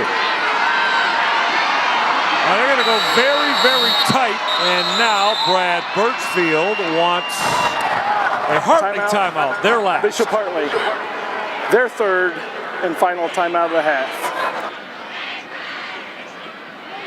Well, now you get the chess match. You know, Brad Birchfield waited to let him line up. He wanted to see what the formation was going to be and use his timeout. Scoreboard That's a wise operator, timeout. Please correct Steubenville timeouts to 0. I'm Marty Bannister. A Steubenville decision time to make, and obviously they want 7 here. And that's the great point that Greg was bringing up, too, about the momentum. Because remember, guys, they get the football to start the second half as well because Hartley won the toss and took the football. So, yes, 7 points would be enormous here. You wonder, though, in their mindset, they came out and looked like they were going to line up and play on that down. I think that's certainly the mindset. But you wonder if just any points here are good points in this situation. I know Greg coaches in this is what they get paid to do in these close situations like this. And also as well, too, the Hartley coaches called that timeout not only to see the formation, but again, reiterating back, they want to know where 19 is, Charles Reeves. All right, Marty, we appreciate it. Greg, like I said, though, you know, I made a statement. I know it's just the first half. I just think both head coaches feel like field goals aren't going to win this game. I would agree. Yeah, I expect them to go for it. The question's going to be, do you run the football with McGee and trust your guys run the ball, or are you going to go play action, put your hands at Davis for a run-pass option? Very tight split from outside that right hash. 4th and goal. Great. Now stepped up. Not going to get there. Well, there's a push. It's a late push. Did they blow it dead? They did not. Touchdown. Javon Davis at Steubenville. Wow, what a late push of strength from that Steubenville offense. That was Johnny Agresta, I believe. They put Agresta in the shotgun and let him follow that left-hand side of the offensive line. I'm pretty sure that was Johnny Agresta. You got it, and it was Agresta. What a second push. Second surge by the offensive line. Flags, whistles, stopped it. Prior to the snap, full start, number 18 of the kicking team. 5 yards, remains point after. Well, they direct snapped at Steubenville to Johnny Agresta, who powered it in. Nothing fancy there. You know, Hartley last week stopped Alter on a similar play like that. They had him stopped initially, but it was that 2nd and 3rd surge that got Agresta in the end zone. Now looking to add this PAT. Austin Dugan will line drive it through. And that is a huge touchdown to end this first half, as it was indeed Johnny Agresta, who wears number 8, Javon Davis, the QB9. But yep, that's Agresta on that direct snap. Now, Greg, I mean, you make the case that you're going to blow the whistle right there. Yeah, right there, it's done. But the whistle's not blowing, and you can see the push, and I would say push and pull. I mean, that's just great second effort. Look at this. Look at the guys up front. That's the offensive line. John Moore, Demetrius, Elliott, Eli, Doyle, and company, just pushing and pushing. Quadre Williams in there as well. He was in the backfield as a lead blocker. And that's just about heart and determination right there. They're not going to be denied. No doubt about that. With 5 ticks left in this first half. So, I mean, we got to put a big red star next to that. Not only the decision, but how huge could that be after the 5-yard punt from Jake Ruby that set Steubenville up with that tremendous field position. And I love the play call, run the football and trusting your guys. Nothing flashy about that play. They ran it on third down. Yep. With Jalen McGee. And ran it on fourth down. They decided two plays. We're going to run the football. We're going to score. All right, just 5 seconds left in this first half. And this is Cameron Carter. 35-yard line and ushered out of bounds. Cameron Culver on that return, and that'll do it. If we duplicate that and then some in the second half, buckle up, tighten up, everybody. 21-14, Columbus Bishop Hartley lead. Trying to, for the second year in a row, win a state championship at D4 by defeating Steubenville. All right, down to Marty Bannister with Hartley head coach Brad Birchfield. Coach, you've got a touchdown lead here at the half. What did you think of the play Steubenville scored on? Well, it was a tough play. I mean, it is a rugby scrum, so who knows what goes on in there, but they called it a touchdown, so it's a touchdown, and they get the ball first, second half, so we got to play some football. You talked in the pregame about momentum and things along those lines. Your club was able to take advantage of some mistakes and cash in for points. A lot of mistakes probably been on both sides. I mean, obviously the bad punt and the fumble, and they've had the fumble, and, it's been a game, a little bit of mistakes right here. Obviously, it's going to be crucial in the second half. Talk to me defensively. Do you like what your club's doing on that side of the ball right now? Yeah, I mean, I don't know. No, obviously 14's a little too much. I'd felt better if it's 21-7. Okay, thanks for your time. All right, thank you. Guys, back to you. All right, Marty, we appreciate that. The football's been on the ground a few times, more than each head coach would like. A lot of offensive explosiveness. 21-14, guys in the studio, led by Neil Sika on the other side.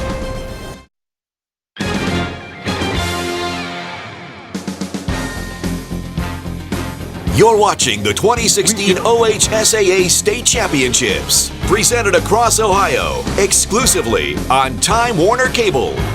And by Central Ohio McDonald's, a proud supporter of high school athletics and an active, balanced lifestyle for youth. I'm loving it. By Honda, majestic deals await at your local Ohio Honda dealer. Happy Honda Days. By Mr. Hero, it's all about the taste. And by Quaker's Steak and Lube. Great times, great food, Quaker's Steak and Lube. What's better than this? Dusk settling in around the Horseshoe, the epic football venue here at the campus of Ohio State University. Hartley Hawks trying to go back-to-back. They've got a 21-14 lead over Steubenville here at the break. No, you're enjoying this one. We told you there was going to be explosiveness in it. Michael Rega, my partner, Greg Fry, and Greg. So we've seen big play, difference-making touchdowns. And the two running backs, even without Jacob Bernard, Marquette Dixon for Hartley and Jalen McGee for Steubenville, have been extra special. They really have. And both running games have stepped up in that second quarter especially. And Jalen McGee really needed some energy in this offense. They got it from Jalen McGee, rushing the football. They struggled early in the first quarter, but the second quarter, he ran hard, put the ball in the end zone, and that touchdown tied the game at 7-7 and really gave them momentum back when they needed it because they were struggling early in the game. Yeah, they were, and as far as Marquette Dixon, what a phenomenal first half, including busting the big one that gave them a 2 TD lead. Well, they started rushing outside quite a bit with him, and then they went inside. And this is the one that he really runs away from the defense. Nice tackle there defensively from the secondary. But this is the one upfield, cuts it north and south. And you're not going to get him when he gets in the secondary. They caught the Big Red in a blitz right there in a great situation. And Marquette Dixon having a great first half. Yeah, that came out of the possession that gave him a 2 TD lead. And then, of course, that late touchdown from Steubenville. Speaking of the Steubenville Big Red, Marty Bannister had a chance to catch up.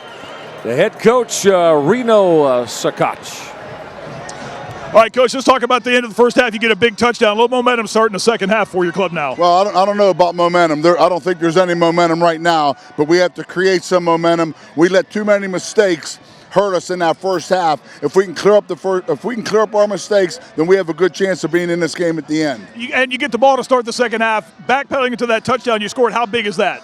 Big. All touchdowns were big. First downs are big right now. All right, Coach, thanks very much.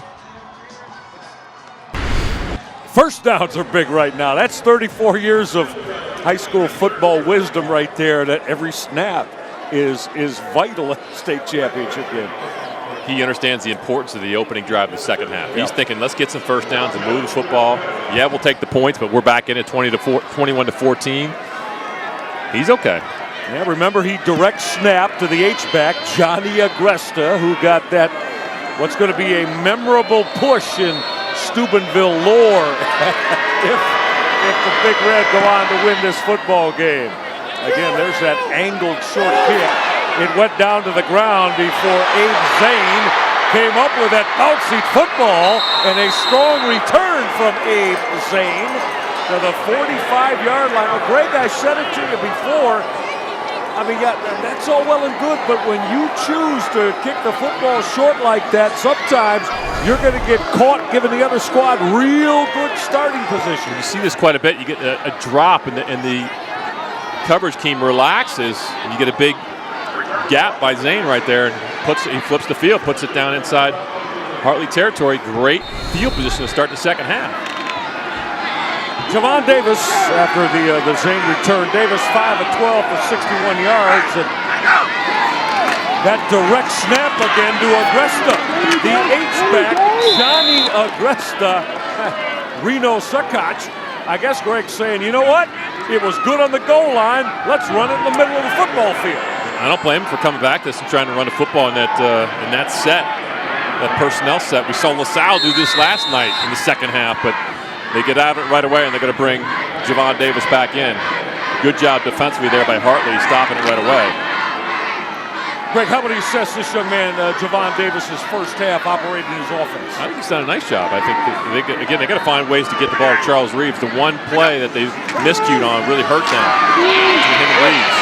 Davis hits Javon Davis to the 27-yard line. That's 19 yards. How about the wiggle at the end of that from Davis? Well, they don't run him very much. This is really designed. They're going to fake it. Look at the guard, the tackle pull, excellent blocks up front. Tyler Eli, Drone Moore, Kieran Doyle, all those guys doing a nice job. That's a designed running play. And again, Javon Davis doesn't run it very much, but I like letting him use his feet.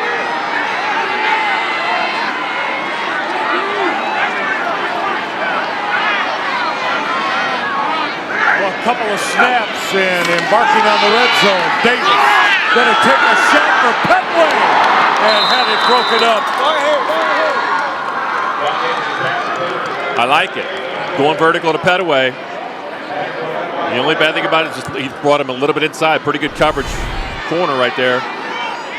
If that ball's a little bit more outside, Elijah Carter was on the coverage. A little bit more outside to give Petway a chance to make the play. But I like the fact that they took a shot. 175-pound senior receiver Cheyenne Petway, 7 touchdown receptions on the year, by the way. So he and Big Charles Reeves have been a strong pass catch duo. 2nd and 10 now for Javon Davis out of the eye.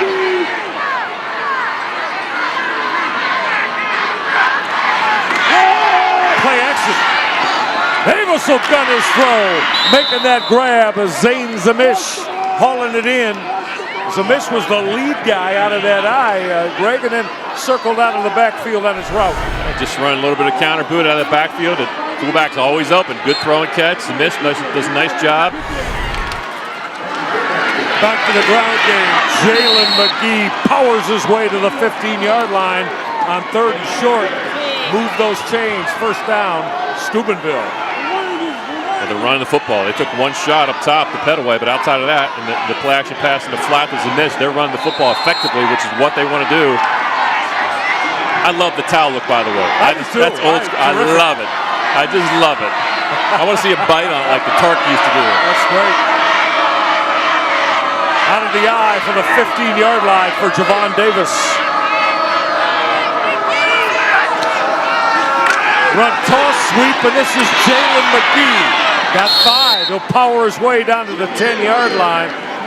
Greg, you got to love the way that the guards on this squad, Elijah Demetris and also Kieran Doyle, they can move. They can move, and they're blocking some pretty good linebackers over there.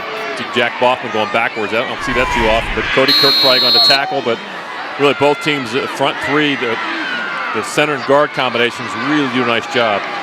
No surprise they're playing in week 15. They spotted the football at the 11-yard line. Well, this is 2nd and 6.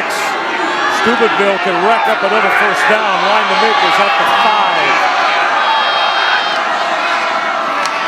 5. Lead power football running game with Jalen McGee again. And he's very close to that first down, although the spot's probably going to be about half a yard, 3/4 of a yard shot. A bit short. Just a nice lead block by Zimish. Could put a 3rd and short situation, which is really what they want in this case. I still love the lead power ground game. I still love it. Yes. Saw it right there. 3rd and short. McGee. What a hit to stop him a couple yards shy. That was Thomas Casimir, the senior who wears number 50. Greg, how did he upend McGee like that? Great penetration by Casimir right here. He gets through, gets low. He took out the other guard. Casimir's a guard. He understands how these plays are developed. He got low and got penetration. That's how you stop a 3rd and short situation. I'm going to put the big star behind Thomas Casimir's name. Oh, yeah. This is 4th down and 3 out of that stacked eye. Now Zimish will break it off. Jalen McGee got to get to the 5. Oh, no. Turn it over on downs.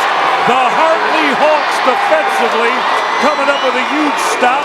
Jack Bowman, senior linebacker, in on the hit. Again, penetration. We saw this last week against Kettering-Alter. They stopped Alter inside the 1-yard line. Let's see who gets through. Yeah, Boffman there as well. Alexander Blackman. Excellent job by the corner, turning that back in. Manley turned it inside, let the linebackers make the play. Boy, that great penetration. Patrick Gilliland there as well for his defensive tackle position. But last week, Alter had the ball inside the 5-yard line. Chance to tie the game. 4 straight plays, and the last one was on the 1-yard line. They stopped about the half-yard line, literally. That's stout and that's sturdy, and that wins a lot of football games, as we know. When it demoralizes the opponent. Oh, that red zone trip comes up a wanting. That first down call for Hartley. Look at the drive from Marquette Dixon.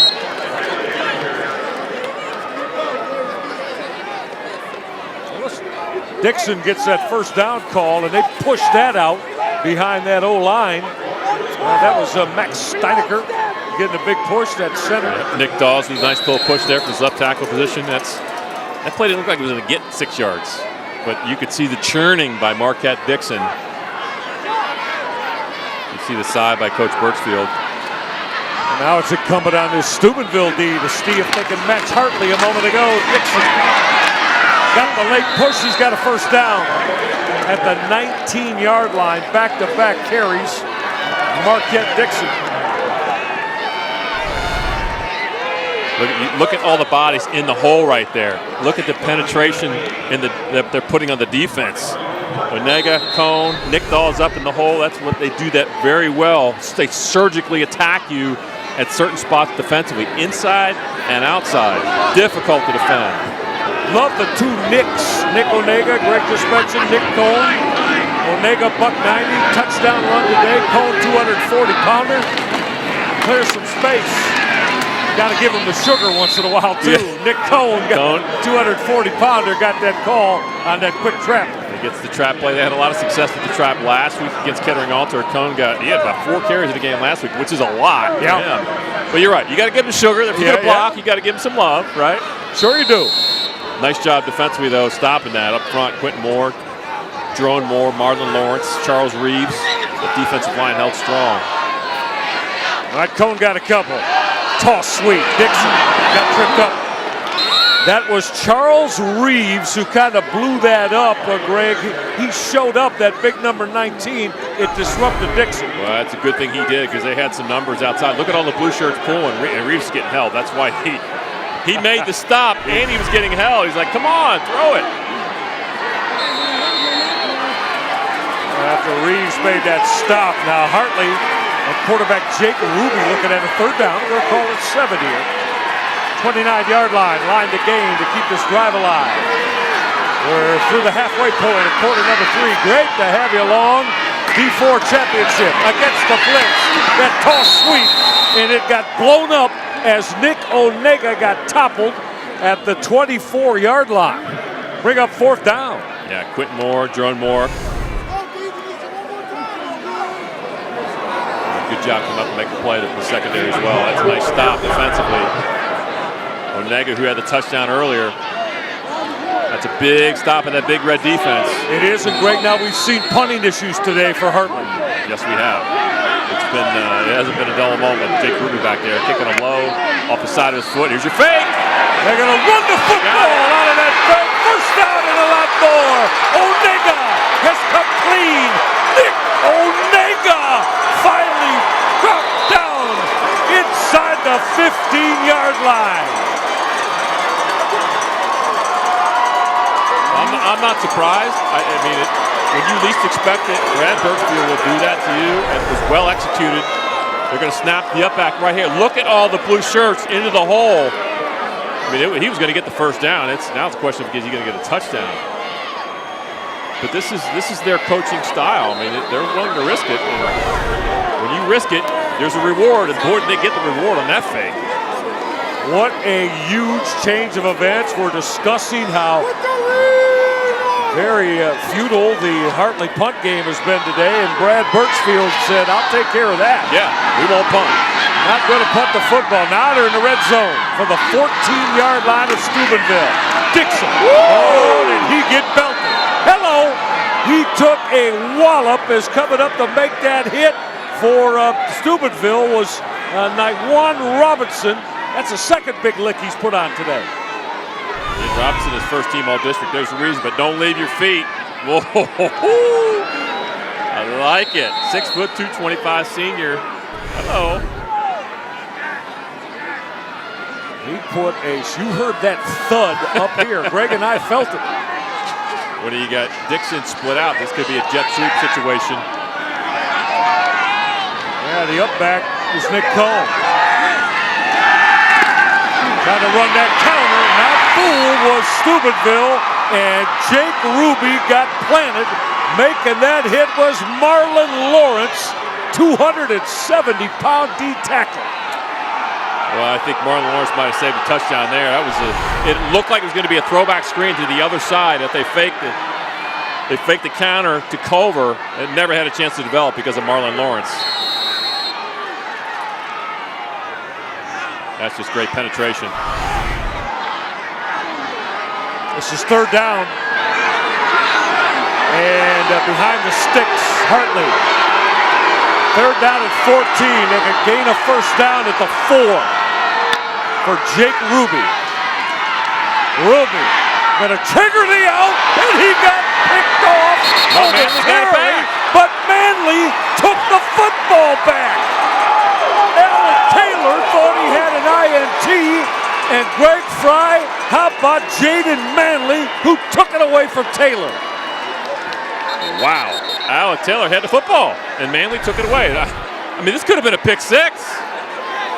Watch Taylor. He steps in front. He's got the football, and watch Jaden Manley take it away. Let's see if he gets possession. Manley took it away. Taylor absolutely has possession. Jaden Manley takes it away by the time he hits the ground. That's got to be a reception for Jaden Manley. Boy. We had an interception by Steubenville, which then was stripped by Hartley. It's going to be Hartley first down. Because there was a change of possession. That's right. That's a great call by the stripe guys. Nice job, guys. Clock operator, please reset the game clock to 2:50. 2:50, and the clock will start on my mark. If that would have been called just a straight reception, Hartley would have been looking at 4th down. Now they've still got 4th down up. The chain gang on the sticks. Now they're going to flip it. That's first down. Well, as you said, change of possession. All I know is it just messed up my drive chart. This is a new drive. The ball changed hands within a matter of about a second, but they got it right.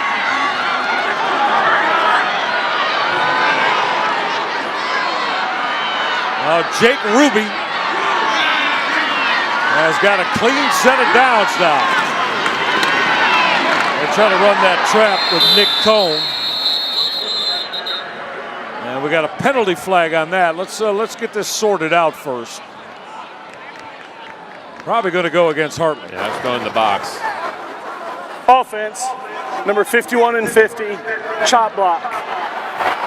15 yards, repeat first down. It's real simple. When a defender is being engaged, you cannot have a second blocker come in and make contact with him. There's a chop block. Quickly, Marty Bannister on back to the Jaden Manley play. Let's take a look at this, 50 at 51. After this snap, we'll see what Marty Bannister's viewpoint was on Jaden Manley taking that football away. Toss sweep, Marquette Dixon. Dixon got drilled as he hit the 20-yard line. All right, Marty, how about the play from Jaden Manley to take it away from Alec Taylor? Your thoughts go right away back to, remember the Maurice Clarent play in the Orange or in the Fiesta Bowl, the national championship game? Oh, what's now so many years ago. But Manley did a great job of keeping his head about him. And coaches on both sides of the ball talk about this all the time. Don't quit on any play. And he did. As you mentioned, that could have very well have been a pick six for Steubenville, but he stepped right in front of it, or he took the ball right back from the receiver. And give the officials credit. They right away went into a huddle to make sure they got the down and distance right as well. And this is 2nd and 16 now for the 20 for Jake Ruby. Football's out! Steubenville has come up with the loose football as Marquette Dixon, off the bad exchange, put it on the ground. Steubenville has got an enormous fumble recovery to thwart this drive. Well, that's just a miscue. That's a simple handoff for quarterback and running back right there. Wow. And this is something they do all week long in practice. It's week 15. That normally doesn't happen. Hey, you're on the 24. Quadre Williams, who wears, I think number 52 was on there. There's big Quadre. Came up with that fumble recovery. So another turnover. This one by the Hartley offense. Javon Davis now down by 7. Remains 21-14. Play action. Davis gonna unload for Taylor. Got knocked down. Excellent pass breakup as being bracketed was receiver Alec Taylor. Cameron Culver in on the hit. Well, the one thing for Bishop Hartley, they've watched plenty of film. They know there's big play potential. You got double coverage by Manley and Culver. Cameron Culver's playing back 15, 20 yards, and he's kind of the eraser. He's keeping everything in front. They're doing a great job of not letting the Big Red get the big play that they're used to getting all year long. They're going to make him drive it long field. And you're giving up a little bit in the running game when you do that. Oh, yeah. Culver back so yeah, I hear you. Rapidly moving third quarter. 2nd and 10, Davis. Watch that throwback screen, and it was absolutely blown up. The throw was caught by Jamal Petway, but Petway, he had a lot of bad intending Hartley defenders around him. Cody Kirkbride, this is about film study right here. They're going to sprint left and throw the screen back right. 51, Kirkbride's right there. He almost had a chance to intercept this, but the district defensive player of the year, 6'4", 230, blows it up.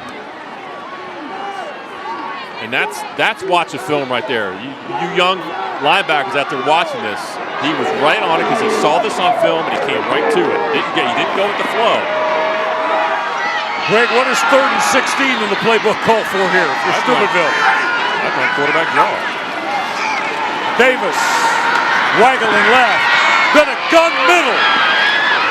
Almost got picked off as double coverage on Alec Taylor again. Cameron Culver, always omnipresent, and Culver had some help as well from Elijah Carter. Carter and Culver combine on the pass breakup. That's Philip Coyle. Philip Cole coming off from his corner position. There's a collision with he and Elijah Carter. They're both getting a little slow. I think they're going to be okay, but excellent job by Philip Cole coming off of his receiver to go get the football.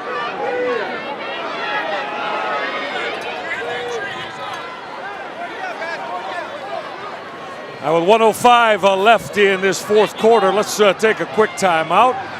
Hartley should get the football back again with a 21-14 lead.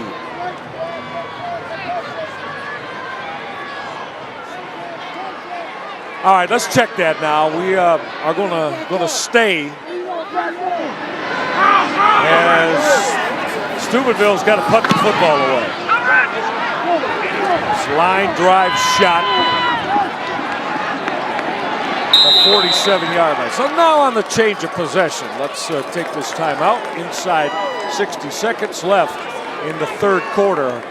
The Hawks of Bishop Hartley. They beat Steubenville in a wild 31-28 D4 championship game win a year ago. 7-point lead now.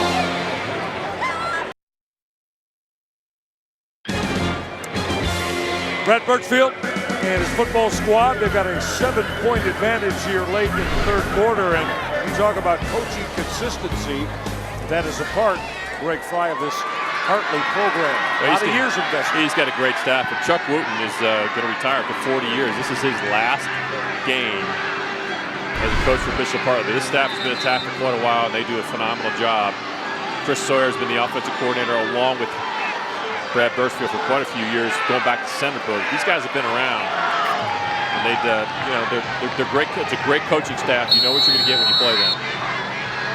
They have been as consistent as far as a premier winning program that we've had in the state of Ohio. 12-2 football season this year, and that's what Brad Birchfield told us this week. We all stay on an even keel. That's the philosophy, the secret to the success. And it sure helps when you've got a Marquette Dixon that's able to get into a hole and explode like that. That's 7 on his first down call.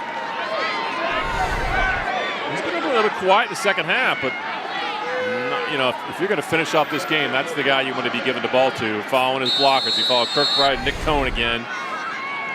Well, Greg, and again, that's free safety Gino Piero having to make that last hit, or Dixon's out the back door to the end zone. That's not a good sign for the Big Red when you get the free safety making the tackle, but the Big Red's still very much in this game. They got to find a way to keep Bishop Hartley out of the end zone here. Run play, this could be the final snap of quarter number 3. It is Marquette Dixon. Dixon's got a first down, so the clock will stop for a moment with 6 seconds left. And when the ball is spotted and the chain gang gets there, that'll move the sticks, and we won't have another snap as quarter number 3 is going to expire. All right, hang on, everybody. Fourth quarter coming up. 12 minutes of football. Who knows? Maybe more. At least 12 minutes of football. It's been absolutely epic so far. A lot more to come. Hartley leads Steubenville 21-14. I am a champion. Make some noise! Sell yourself!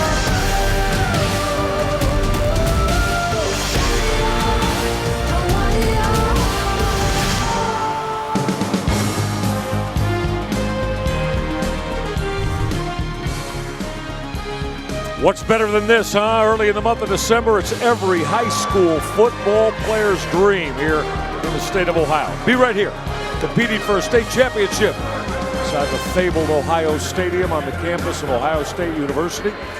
Start quarter number 4, Bishop Hartley with a 21-14 lead over Steubenville. Michael Regai, Greg Fry, Marty Bannister on the sidelines. Our terrific crew, producer John Nakauchi, director Mike Simons, all the guys and gals working hard and want you to enjoy this fourth quarter. Jake Ruby on the first down call. You hear the thuds again as that was a big hit, of course, from the man that's run the football out of tailback spot, Jalen McGee, as he put the pop, there's McGee, put the pop on Dixon and then picking up his counterpart. 6'2" of 5. Watch him step in and deliver the blow. I mean, that's pretty impressive. The effort that McGee has given to both sides of the ball today has been extremely impressive. So, Greg, real heavy dose of Marquette to Dixon for Brian Birchfield here in the fourth. Absolutely. I mean, you go with what brung you. That's my philosophy. Follow 14, give it 22. 22 got the football, and 22 just got rocked. Marlon Lawrence continues, Greg Fry, to step in gaps and make big hits. Look at the body language. Marquette Dixon, he didn't take too many shots like that. Hello, that's 2 in a row. McGee and Lawrence. Woo! Hello. That team's not laying down. They want the football back. Personnel package, different look coming in, as Nick Onega will join this group, as even quarterback Jake Ruby. Now this play clock's getting a little bit short. It's at 5 on 3rd down and 10. Toss sweep again. Dixon trying to create some room. Got 4. Decision time though, Brad Birchfield. You got a 7-point advantage.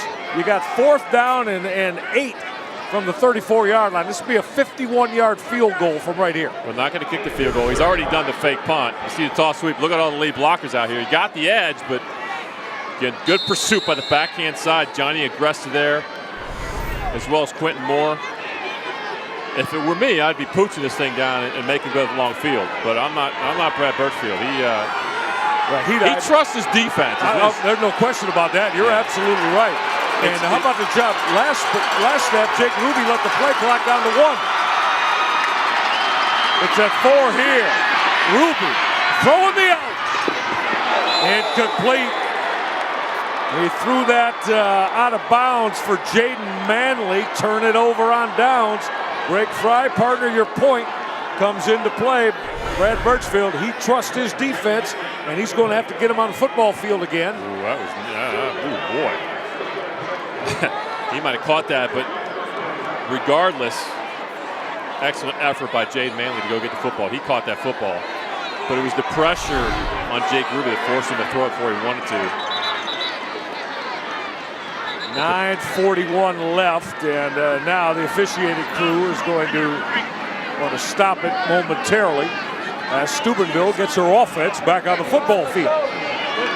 Key for Steubenville here is be patient. Yeah. I mean, go with your play action pass the game and run the football. And pick your spots, see if you can get Charles Reeves rolling too. Exactly. Throw that quick screen to him. You saw that on 3rd and long. Throw it on 1st down. That's Reeves by the numbers, top of your screen. Alec Taylor is there in the Taylor. slot. Reeves is up to the top. There you go. Javon Davis. Straight quarterback run. Davis got 3. He'll bring up 2nd and 7. But I can't emphasize just being patient. Again, Cameron Culver's playing 15, 20 yards back at free safety, which means and he's typically a run stopper coming up aggressively. So they're giving you the short running game, short passing game. This is direct snap. Javon Davis, it's a nice pickup on 1st down. We'll keep an eye, too, on Johnny Agresta, who wears number 8, the two-way player, the H-back. I mean, look, this Steubenville offense averaged 37 points a game. And, we know why. Close to 400 yards a game total low. They got weapons. They're down by 7. Davis. And a triggerous throw. He wanted Charles Reeves. A late flag just flew from the back judge from about 15 yards away. It's going to be a penalty on Reese. Reese was trailing Charles Reeves. It's going to be pass interference or defensive holding because Reese had his arm wrapped around Charles Reeves.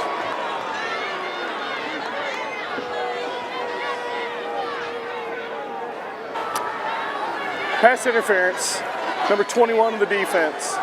15 yards from the previous spot will result in a 1st down. And if you're the Big Red, I'd come back to it. They were looking for the crossing route right here. Watch Reese got his arm wrapped around. That's a good call. Trying to get the ball to Charles Reeves on that delay. Really long, it took a long time to come across. But throw the quick screen to him. You've been calling for it. We did see the back shoulder fade in the 1st half on that out with excellent ball placement from Javon Davis. Now this is Agresta. A direct snap to Agresta, and he's got a 1st down. Johnny Agresta. Well, Greg, we know, that's why I mentioned it a moment ago. It's prominently in the package now. Well, look at all the guys up front pulling. Eli, Moore, Doyle, Demetrius, all those guys leading the way. Agresta following. Excellent job of the offensive line, and why not? Lead men. Do it again. Empty backfield. Agresta off that jet sweep action. But this time he got stood up. Give Johnny Agresta just a yard. As again, that front seven trying to make things happen as that looked like Ethan Amaya in on the hit. He's got to follow his guard. He's got to bounce that outside. Boffman got in there low, but that's one, you know, I don't know how many reps he gets with this, but if he follows his guard, Demetrius going to the outside, and he bounces that thing. He's got to play. Second down and 9, and now back under center is Javon Davis. This is Jalen McGee. Watch the edge. But again, that active running sideline to sideline defense is in at Thomas Casimir. Where's number 50? He strung that out. Casimir, Jack Boffman. This is very much a, I guess you call him a bend, but don't break defense. Look at the penetration, about 50 coming off the block. That's just a great job. In the trenches, Thomas Casimir, 5'11", 240, comes off the block and makes a tackle.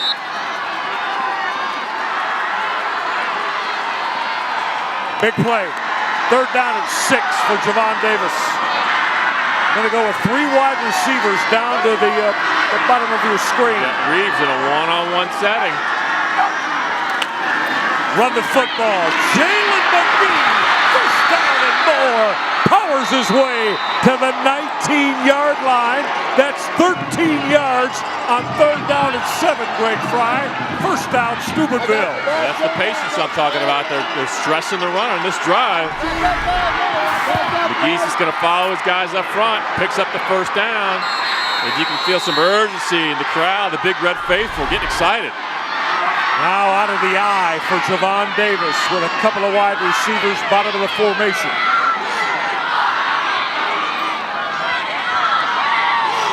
And that long snap count, McGee, stretch play, Jalen McGee. He just powered his way over Hartley cornerback Elijah Carter, and it was McGee, the aggressor, who put the hit on Carter. I wouldn't want to be Elijah Carter, but the good thing Elijah Carter is he stayed low. But Jalen McGee lowered the boom. Those legs are powerful. A good look at Jalen McGee. He's over 100 yards. Gonna go back to him. 200-pound running back dynamo. This is Agresta powering his way on misdirection. However, that flag in the area of holding's probably going to bring it back.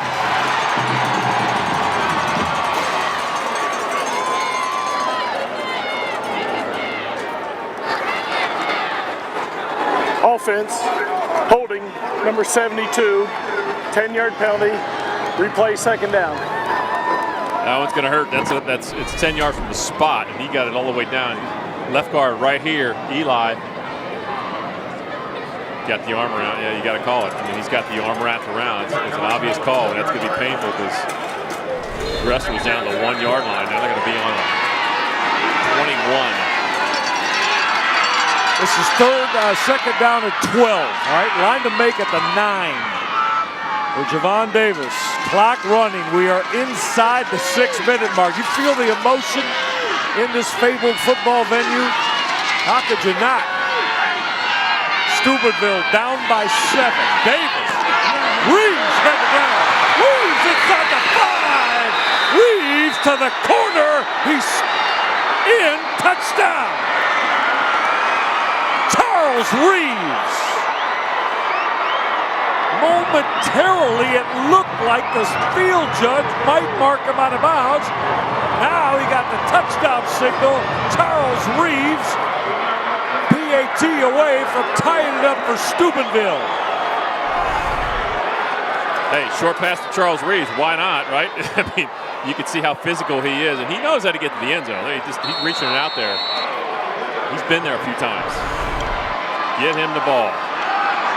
This to tie it up from Austin Dugan.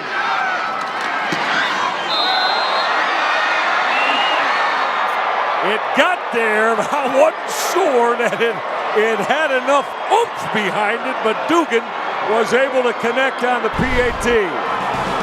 Charles Reeves with his 8th touchdown catch of the year. You like this? I hope so. We're even at 21.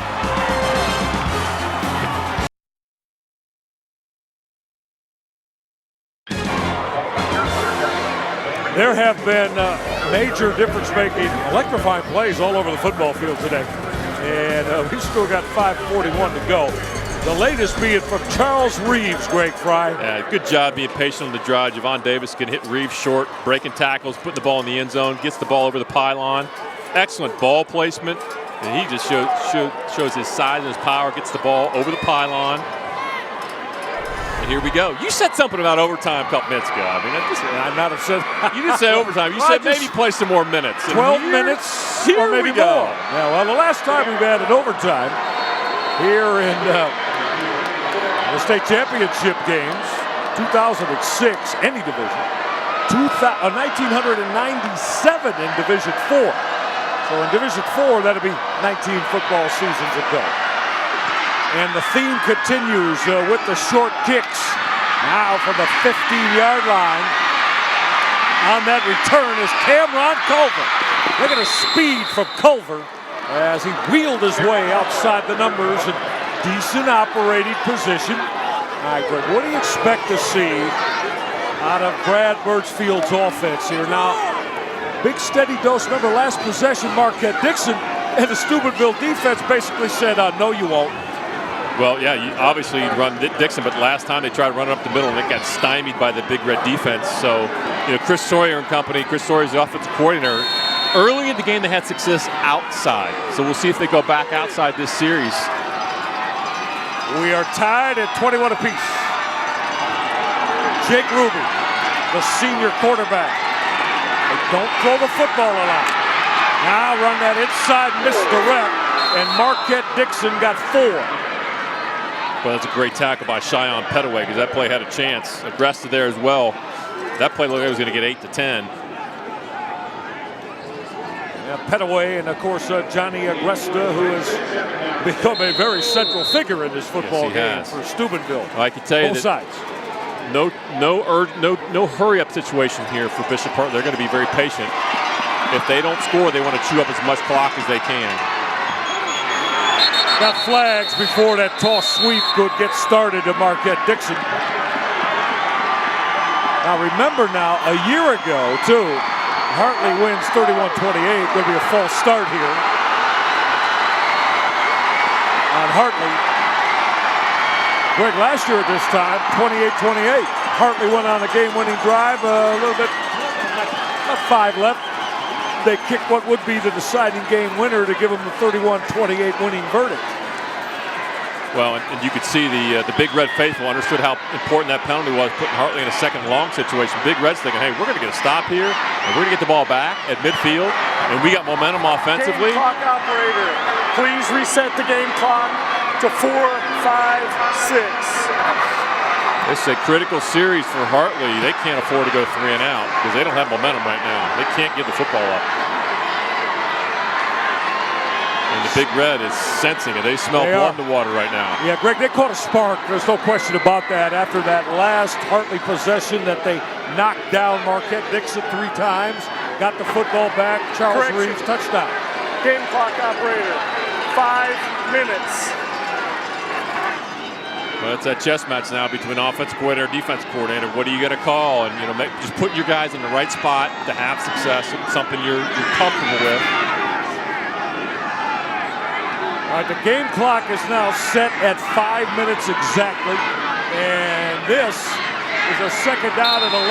Big play here for quarterback Jake Ruby. Jaden Manley, could Manley be involved here? Off play action, that throwback screen. That's hauled in by Nick Onega, but Onega just got a couple as he got belted out of bounds. Well, I think they're going to get a holding on the Hawks as well.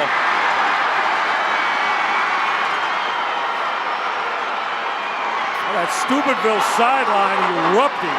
Offense holding, number 50, 10 yards, repeat second down.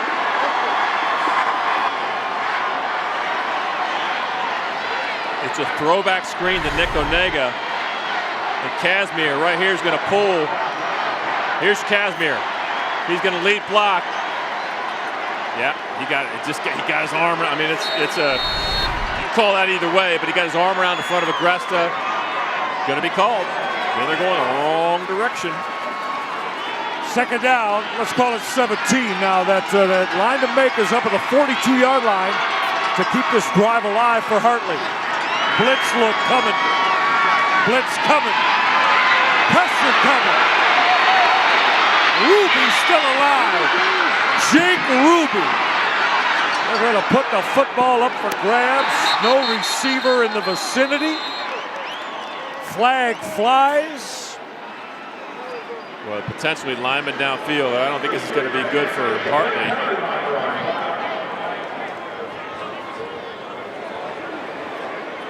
Jake Ruby buying time, Greg. He bought time and threw it away.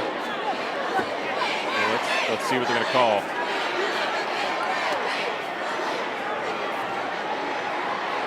So you got an ineligible receiver. One of the linemen was downfield, which can happen when you get a quarterback scrambling.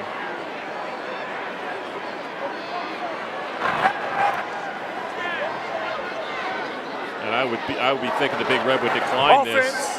Ineligible downfield, number 54. That penalty is declined. Be third down. Just thinking about that, and you would imagine that head coach Reno Suckox. See the missed block right here. Marquette Dixon, that's the guy you got to pick up, and now Jake Ruby's running for his life. And not a lot of plays in the playbook for 3rd and 14 in this situation. To me, run the football. I mean, you may get stuffed, but your best chance of picking up a big gain is to run it. And Reno Suckox making the right call. Keep that down box. Yes. They decline that penalty. That defense is going to get aggressive here. They're going to tee off. On 3rd and 17, going to run the football with Marquette Dixon just up and down. Jalen McGee on the hit of Marquette Dixon. 4th down and very, very long. And Steubenville is going to get their hands on the football, we think, unless Brad Birchfield wants to go to his 2nd fake punt here. I agree with the call, because I wouldn't want to take the risk of throwing a pick right there in that situation. They haven't had much success throwing the football, but a great stop in the Big Red defense, and they're going to get it back with great field position. Now this time the snap will go to Ruby. His line drive shot, Piero for the 41. Piero, strong return. That's a 10-yard return for Steubenville's Gino Piero, the free safety.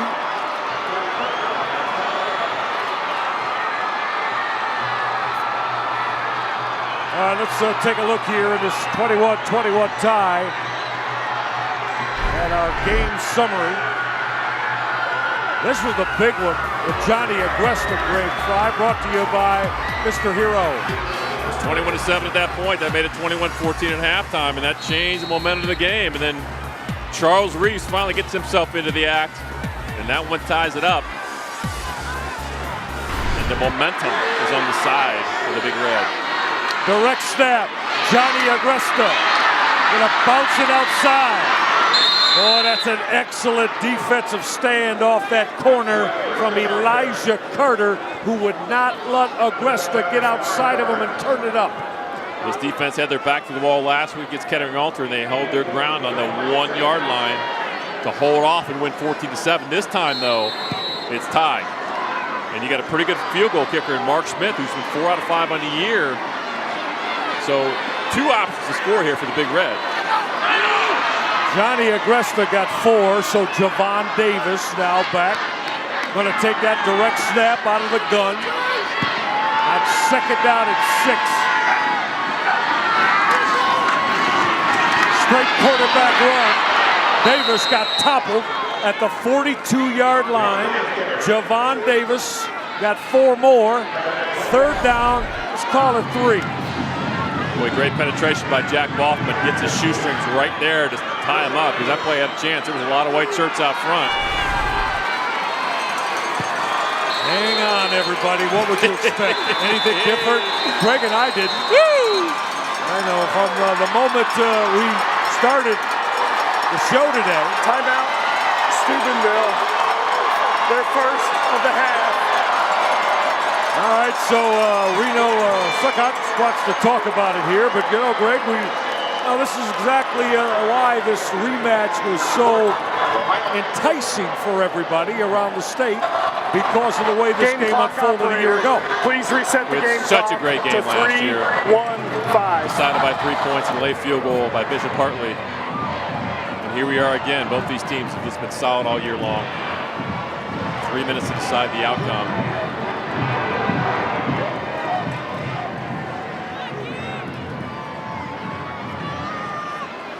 Marty Bannister, as we've just been saying, we've been here before with these two squads that seem to epitomize Division IV competition here in the state. Absolutely, Michael. It was great to watch as the Hartley team came towards head coach Brad Birchfield. He had his palms out saying, just calm down, fellas. We've done this before. Now, Steubenville on their last touchdown drive, one of the things they did very well was get their athletes in space. And on a situation like this, 3rd down and 3, that might be something to watch for here. Now, we do note, though, thank you, Marty, appreciate it, Charles Reeves not on the football field right now. Good observation. He is not on the field. Charles Reeves, they got 3 wide. Reeves isn't one of them. Davis going to run the football. Davis got a first down. At a 31-yard line, wrapped up and thrown out of bounds. Making that hit was Cordy Kirkbride. That's a first down, Steubenville. Oh, that Johnny Agresta took that snap. Oh, yeah. Direct snap to Agresta. Oh, and he got a great block by Alec Taylor. A crackback block on the linebacker to set him free. Huge block. It seems like I'm picking up the pattern. Agresta usually stays for 2 snaps, right? 2 snaps. There he is. Well, that's why Reeves isn't out there. They're not throwing the ball. They were blocked. And Taylor made the great block. That was an excellent personnel substitution. Agresta on the direct snap. Johnny Agresta will battle his way to the 27-yard line. I think I called him a central figure a few moments ago. He's been that on both sides of the football for Steubenville. Well, ironically, 1 year ago, the field goal made by Bishop Hartley is right in the same field goal post, same end zone. Yep, closed in. You got Reeves back in. I'm telling you, I still would love to get him a quick screen here, let him be physical. 4 wide receivers, and now it'll empty out for Javon Davis. Davis letting that play clock come down. He'll let it come down probably inside 3. A lot of check with me here. They're looking at the defense. They're giving the best play. They didn't get it off, or did the Reno Suckots get a timeout? He did. That play clock was set to expire. Steubenville, their 2nd timeout of the half. Reno Suckots, although obviously not pleased at having to burn that timeout, but you know, Greg, the personnel packages have been flowing back and forth, have they not, for Steubenville? Well, he's getting on his quarterback, but I can tell you, having been there, the plays been coming in slow, you know, and there's a lot of check with me on the sideline, so a lot of mental energy being spent there, and the right thing they did was call the timeout. Get everybody on the same page, make sure you got the right play call, get everybody relaxed. Let's get the right play call. Let's go back out and make it happen. I want to remind you of the big Division I state matchup coming up tonight. Check out. And the Wildcats of St. Ignatius. My partner Greg Fry knows a little bit about the tradition of St. Xavier. Well, those two met in the regular season, and the Wildcats won 31-14. But I will tell you that St. Xavier's been on a roll. They've been hot. They've been the cardiac kids. So you can't write them off at all. 7:30 tonight. I do believe that's Paul Keels and Jim Lachey on the call. All right, this is 2nd down now. Javon Davis off play action. Davis gonna unload, corner. It was broken up. He was looking on that post corner cut to find a Sean Petaway, and Petaway was bracketed. Excellent coverage by Hartley. Yeah, it wasn't there. He's trying to squeeze this one in. He's very fortunate this wasn't intercepted. That's a great throw, but Cameron Culver came from way outside to make the play. and knock it down. Jaden Manley there as well on the coverage. Big third down play now. You know, right from here, be another big decision to make for head coach Reno Suckouts. But let's see how this third down at 6 unfolds. Back to the ground game. Trying to cut back inside was Jamal Petaway. Petaway got knocked down at the 24-yard line. And here you go. This is 4th down now. 4th down and about long 3, Greg. We'll say 2 to 3. I like the play call going short side. Great penetration by that backside by Bishop Hartley to stop him. And here you go. Patrick Gilliland made the tackle. It's Javon Davis to take the snap. Still plenty of time on the play clock. They might call timeout and take this one over. I can't imagine they're going to run it right now. Grego, that's it. That's a final timeout. Timeout, Steubenville. They weren't Their sure. third and final timeout of the They weren't half. sure, and if you're not sure, you got. I know it's the last one, but you got to get it right. You don't want to mess this call up. I'd rather take the timeout and get it right. You can't take them with you on the drive home. Last time I checked. I completely understand, and I'm agreeing with you. No, you're not. No, I am. I am because, yeah, you're unsure. Again, they had a personnel package exchange, but I am surprised, Greg, they burned all 3 of them on this drive. I agree with that. 2 of them were because of personnel issues. Yeah, I think this was one where they wanted to line up and then do a check with me, get the play call, but they ran out of time. So, you know, sometimes, hey, I've been there. You know, I know you I've have. been there. When you're not in a rhythm, you know, it's difficult to make the call. And in this situation, you got to get it right. You got to stare at everybody in the stands and say, "This is what we were trying to do." When the game's over. And there it is, 29 of them for the Steubenville Big Red program. Legendary field goal teams coming out. Mark Smith on the field. 210-pound senior. This will be from the left hash from 41 yards away out of the hole of Gino Piero. As long as 36 on the year. Snap is clean. Nowhere near. Came off the side of his pump. This is Buckman. He's free. Outside the numbers. Inside the 25 and finally knocked down at the 22-yard line. Cody Kirkbride for Bishop Hartley.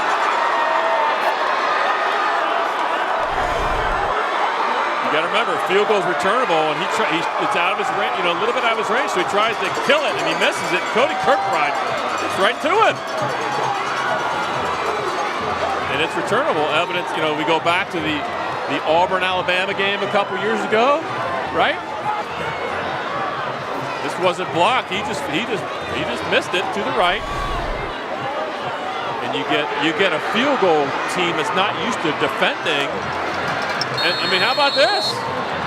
The emotional roller coaster. And again, now that you burn 3 timeouts, all of them on one, now what turns out to be an ill-fated drive. All right, let's find out. Don't go anywhere. Minute 18 left. The quarterback, Jake Ruger. Toss sweep, Marquette Dixon. He's free. Dixon to the 12-yard line. It's very close to a Bishop Hartley first down. The field goal kicker, Mateo Gresti, made a 42-yarder in week 13, so he's in range. But I'll tell you right now, Brad Birchfield and company they don't want to kick a field goal. They want to score a touchdown. And that's a great first down play. Look, you can see how hard he's running.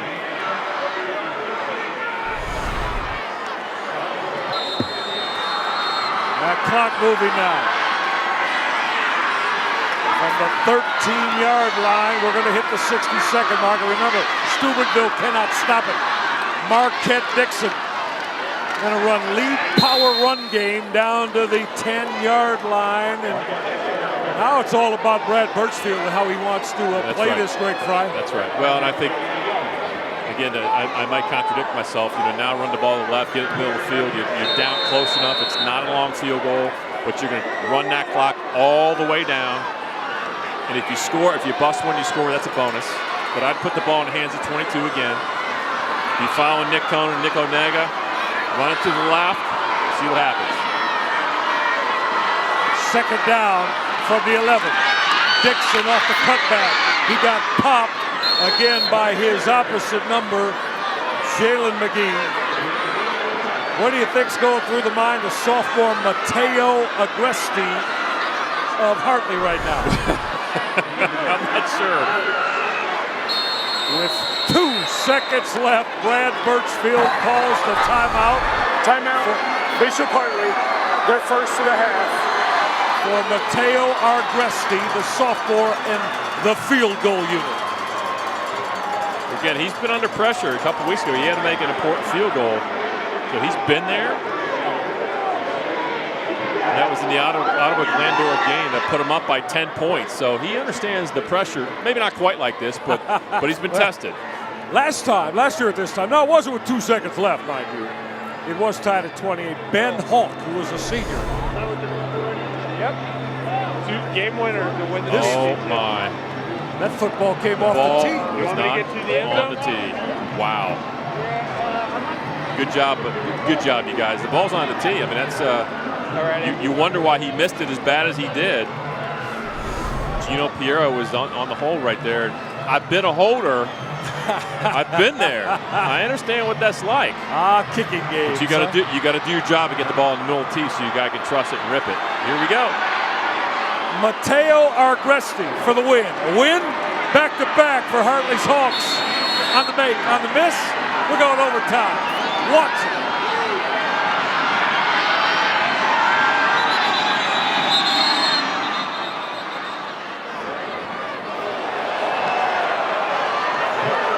That is a false start, folks. Right of the snap. False start, number 77, the offense. 5 yards. Remains third down. It's a funny game, ladies and gentlemen. Going to back it up now for Mateo Agresti. You got Mason Sawyer on the snap. Jack Baughman's on the hold. Let's see if the operation is clean. From 31 yards out for Agresti.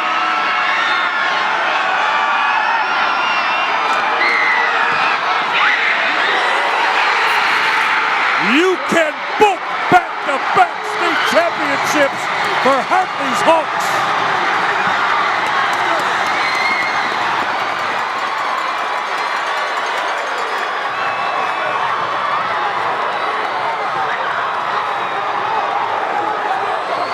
Wow, Mateo Agresti, calm as can be on a December evening in Columbus. From 31 yards away, goes dead center to win it.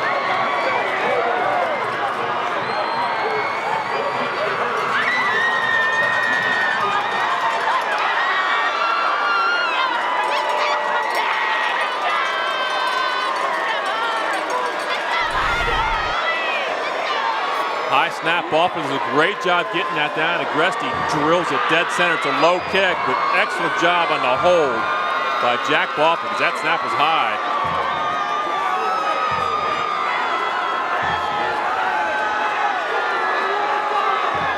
Talk about a swing of emotions in the last couple of minutes. Greg, how about the tale of 2 field goal operations? Well, we know the importance of special teams, right? And here you go, Week 15 state championship in the last minute and a half. Both teams have the opportunity to kick a field goal to win it, and one team makes it, one team doesn't. For the second consecutive year, Brad Birchfield and his Columbus Bishop Hartley Hawks have put the decisive points, the game-winning points on the board, off the legs of their field goal kickers. Ben Hawk a year ago, and Mateo Agresti moments ago. You know, not only it's missing the field goal, but it's the return, the Kirkbride return, to have the awareness to return that. I mean, that's a crazy swing of events in the last 2 minutes of the game.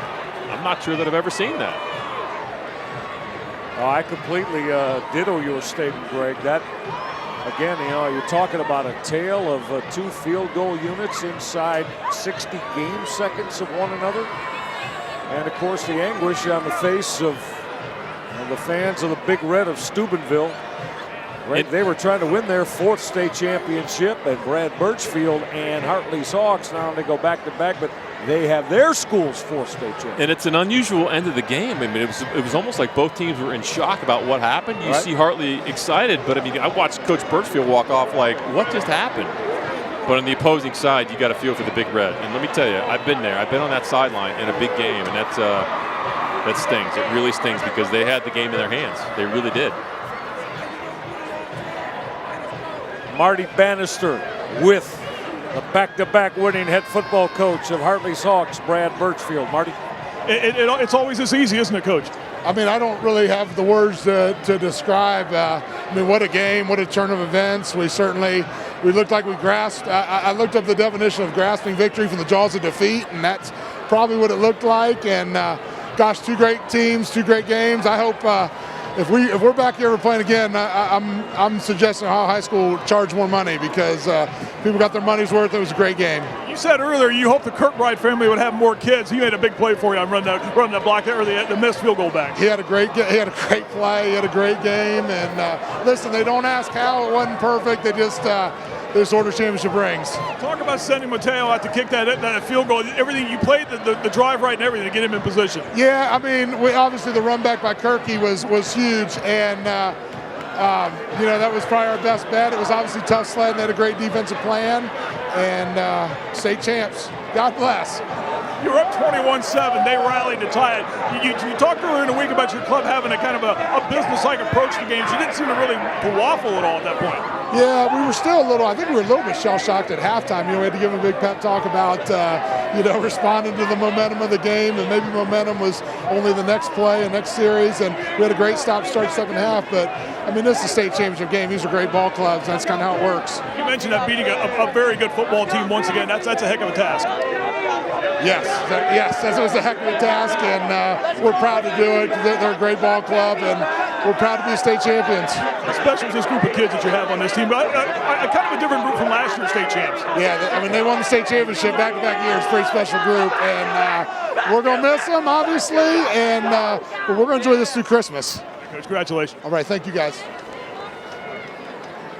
Brad Birchfield with a lot of emotion, and as he started, Greg, as we depicted, you could not script this in how a game with the best 2 in Division IV in the state of Ohio would swing emotionally one way to the other in the last 90 seconds of the football game with kicking units on the field. Well, and really, I mean, the Big Red took advantage of this game in the second half. They did. They had control of this game. They had momentum. They had an opportunity to win the game with the field goal. And, man, it was just a blur. And, I still think he's a little bit of shock that they won the game. I mean, he really is. And especially the way that they won the game. Ladies and gentlemen, these 2 fine teams played last year in the state finals to a nail-biter. And today we had the opportunity to see an instant replay of nail-biter number 2. They have played hard, and let's give them, both teams, a big round of applause.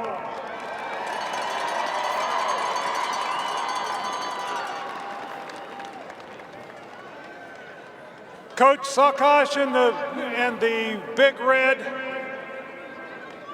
you have done so well. You have established a tremendous tradition. And that tradition doesn't happen without a great group of seniors. This group of seniors has been in the state finals every year of their career. That doesn't happen often. This is the 16th straight year that Steubenville has been in the playoffs. And gentlemen, as seniors, you could have only played 60 games during that period of time, and you played 58. You have played almost 6 seasons, which gives you those playoff runs that you have had every year. You've played hard, you've played with class, you've left everything you had out on the field And I am sure the Big Red Steubenville Nation is very, very proud of you.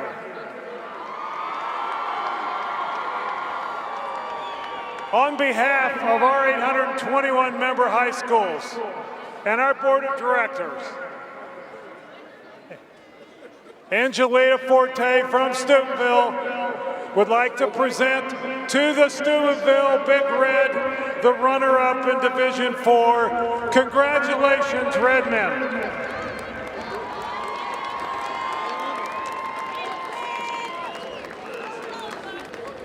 (24-21) your final, as for the second consecutive year, the Big Red of Steubenville.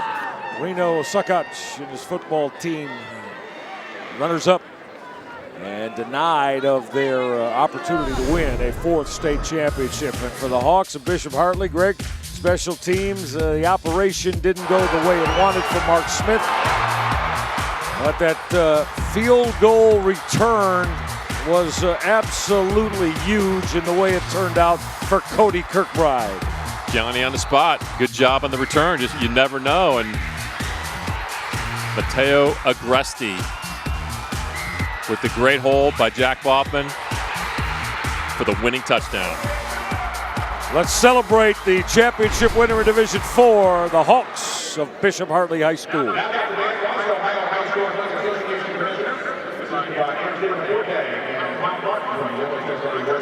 Present the 2016 Division 4 State Championship Trophy to the Hawks from Bishop Hartley High School.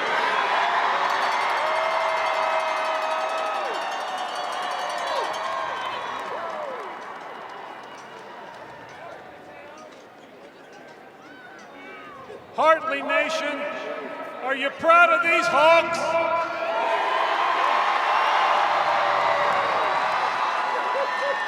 Coach Birchfield and the Hawks, what a great season. I know you think about today, and everybody had a great game today, but you've had a great year, and you've got a great tradition that's growing and growing at Hartley. Seniors, you've been in the state semifinals every year of your career. This is 5 years in a row as a state finalist. Great job.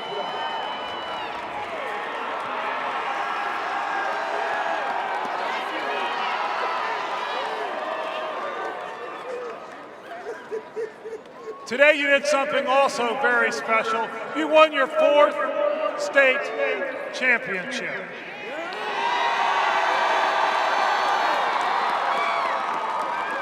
But one other thing that you did was very, very special, and you earned it every second of the game on this field. You earned the right to forever be called a state champion, and no one can ever take that away from you.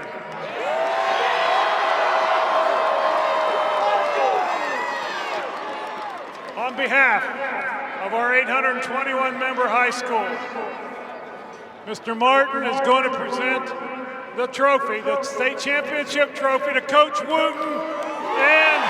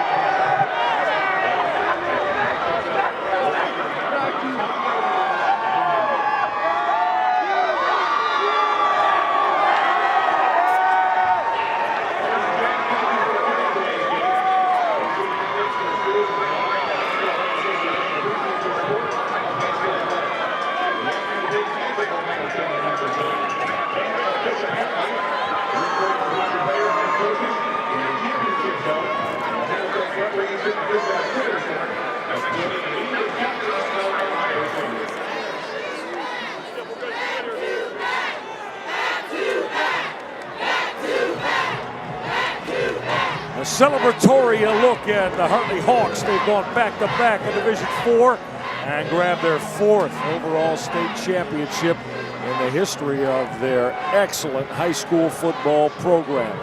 Cody Kirkbride, a senior, scrambled with that missed field goal return and set it all up.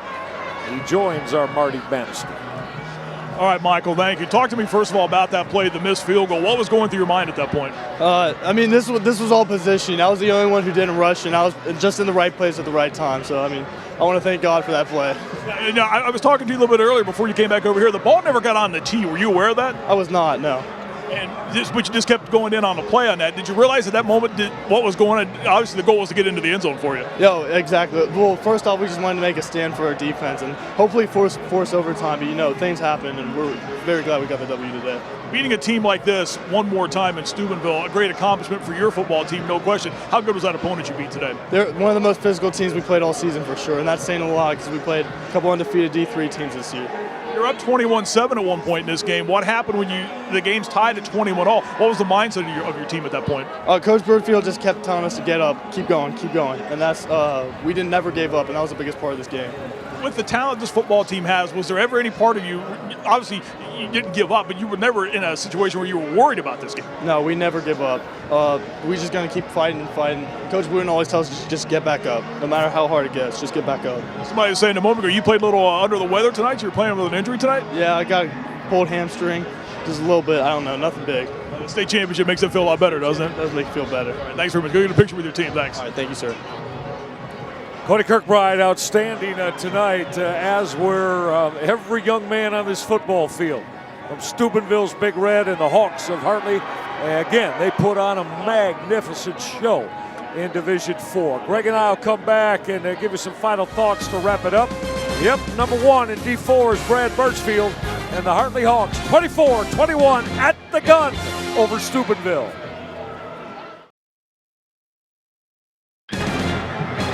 Absolutely wild, 48 minutes of football. We thought for a minute we might have to do a little bit more. However, huge, decisive field goal miss return from the Bishop Hartley Hawks. Cody Kirkbride got this one. Michael Regai and Greg Fry. And all right, Greg, let's take a look at it. The play of the game, and it winds up in the hands of Cody Kirkbride. That ball never got on the tee, did it? The ball slid off the tee. Cody Kirkbride just says, "I'll return it," and all of a sudden he sees a lot of green space. And you know, why do teams practice special teams? Because you never know. It's going to come down to a play like this, and Agresti puts it through, and the Hawks win at the gun.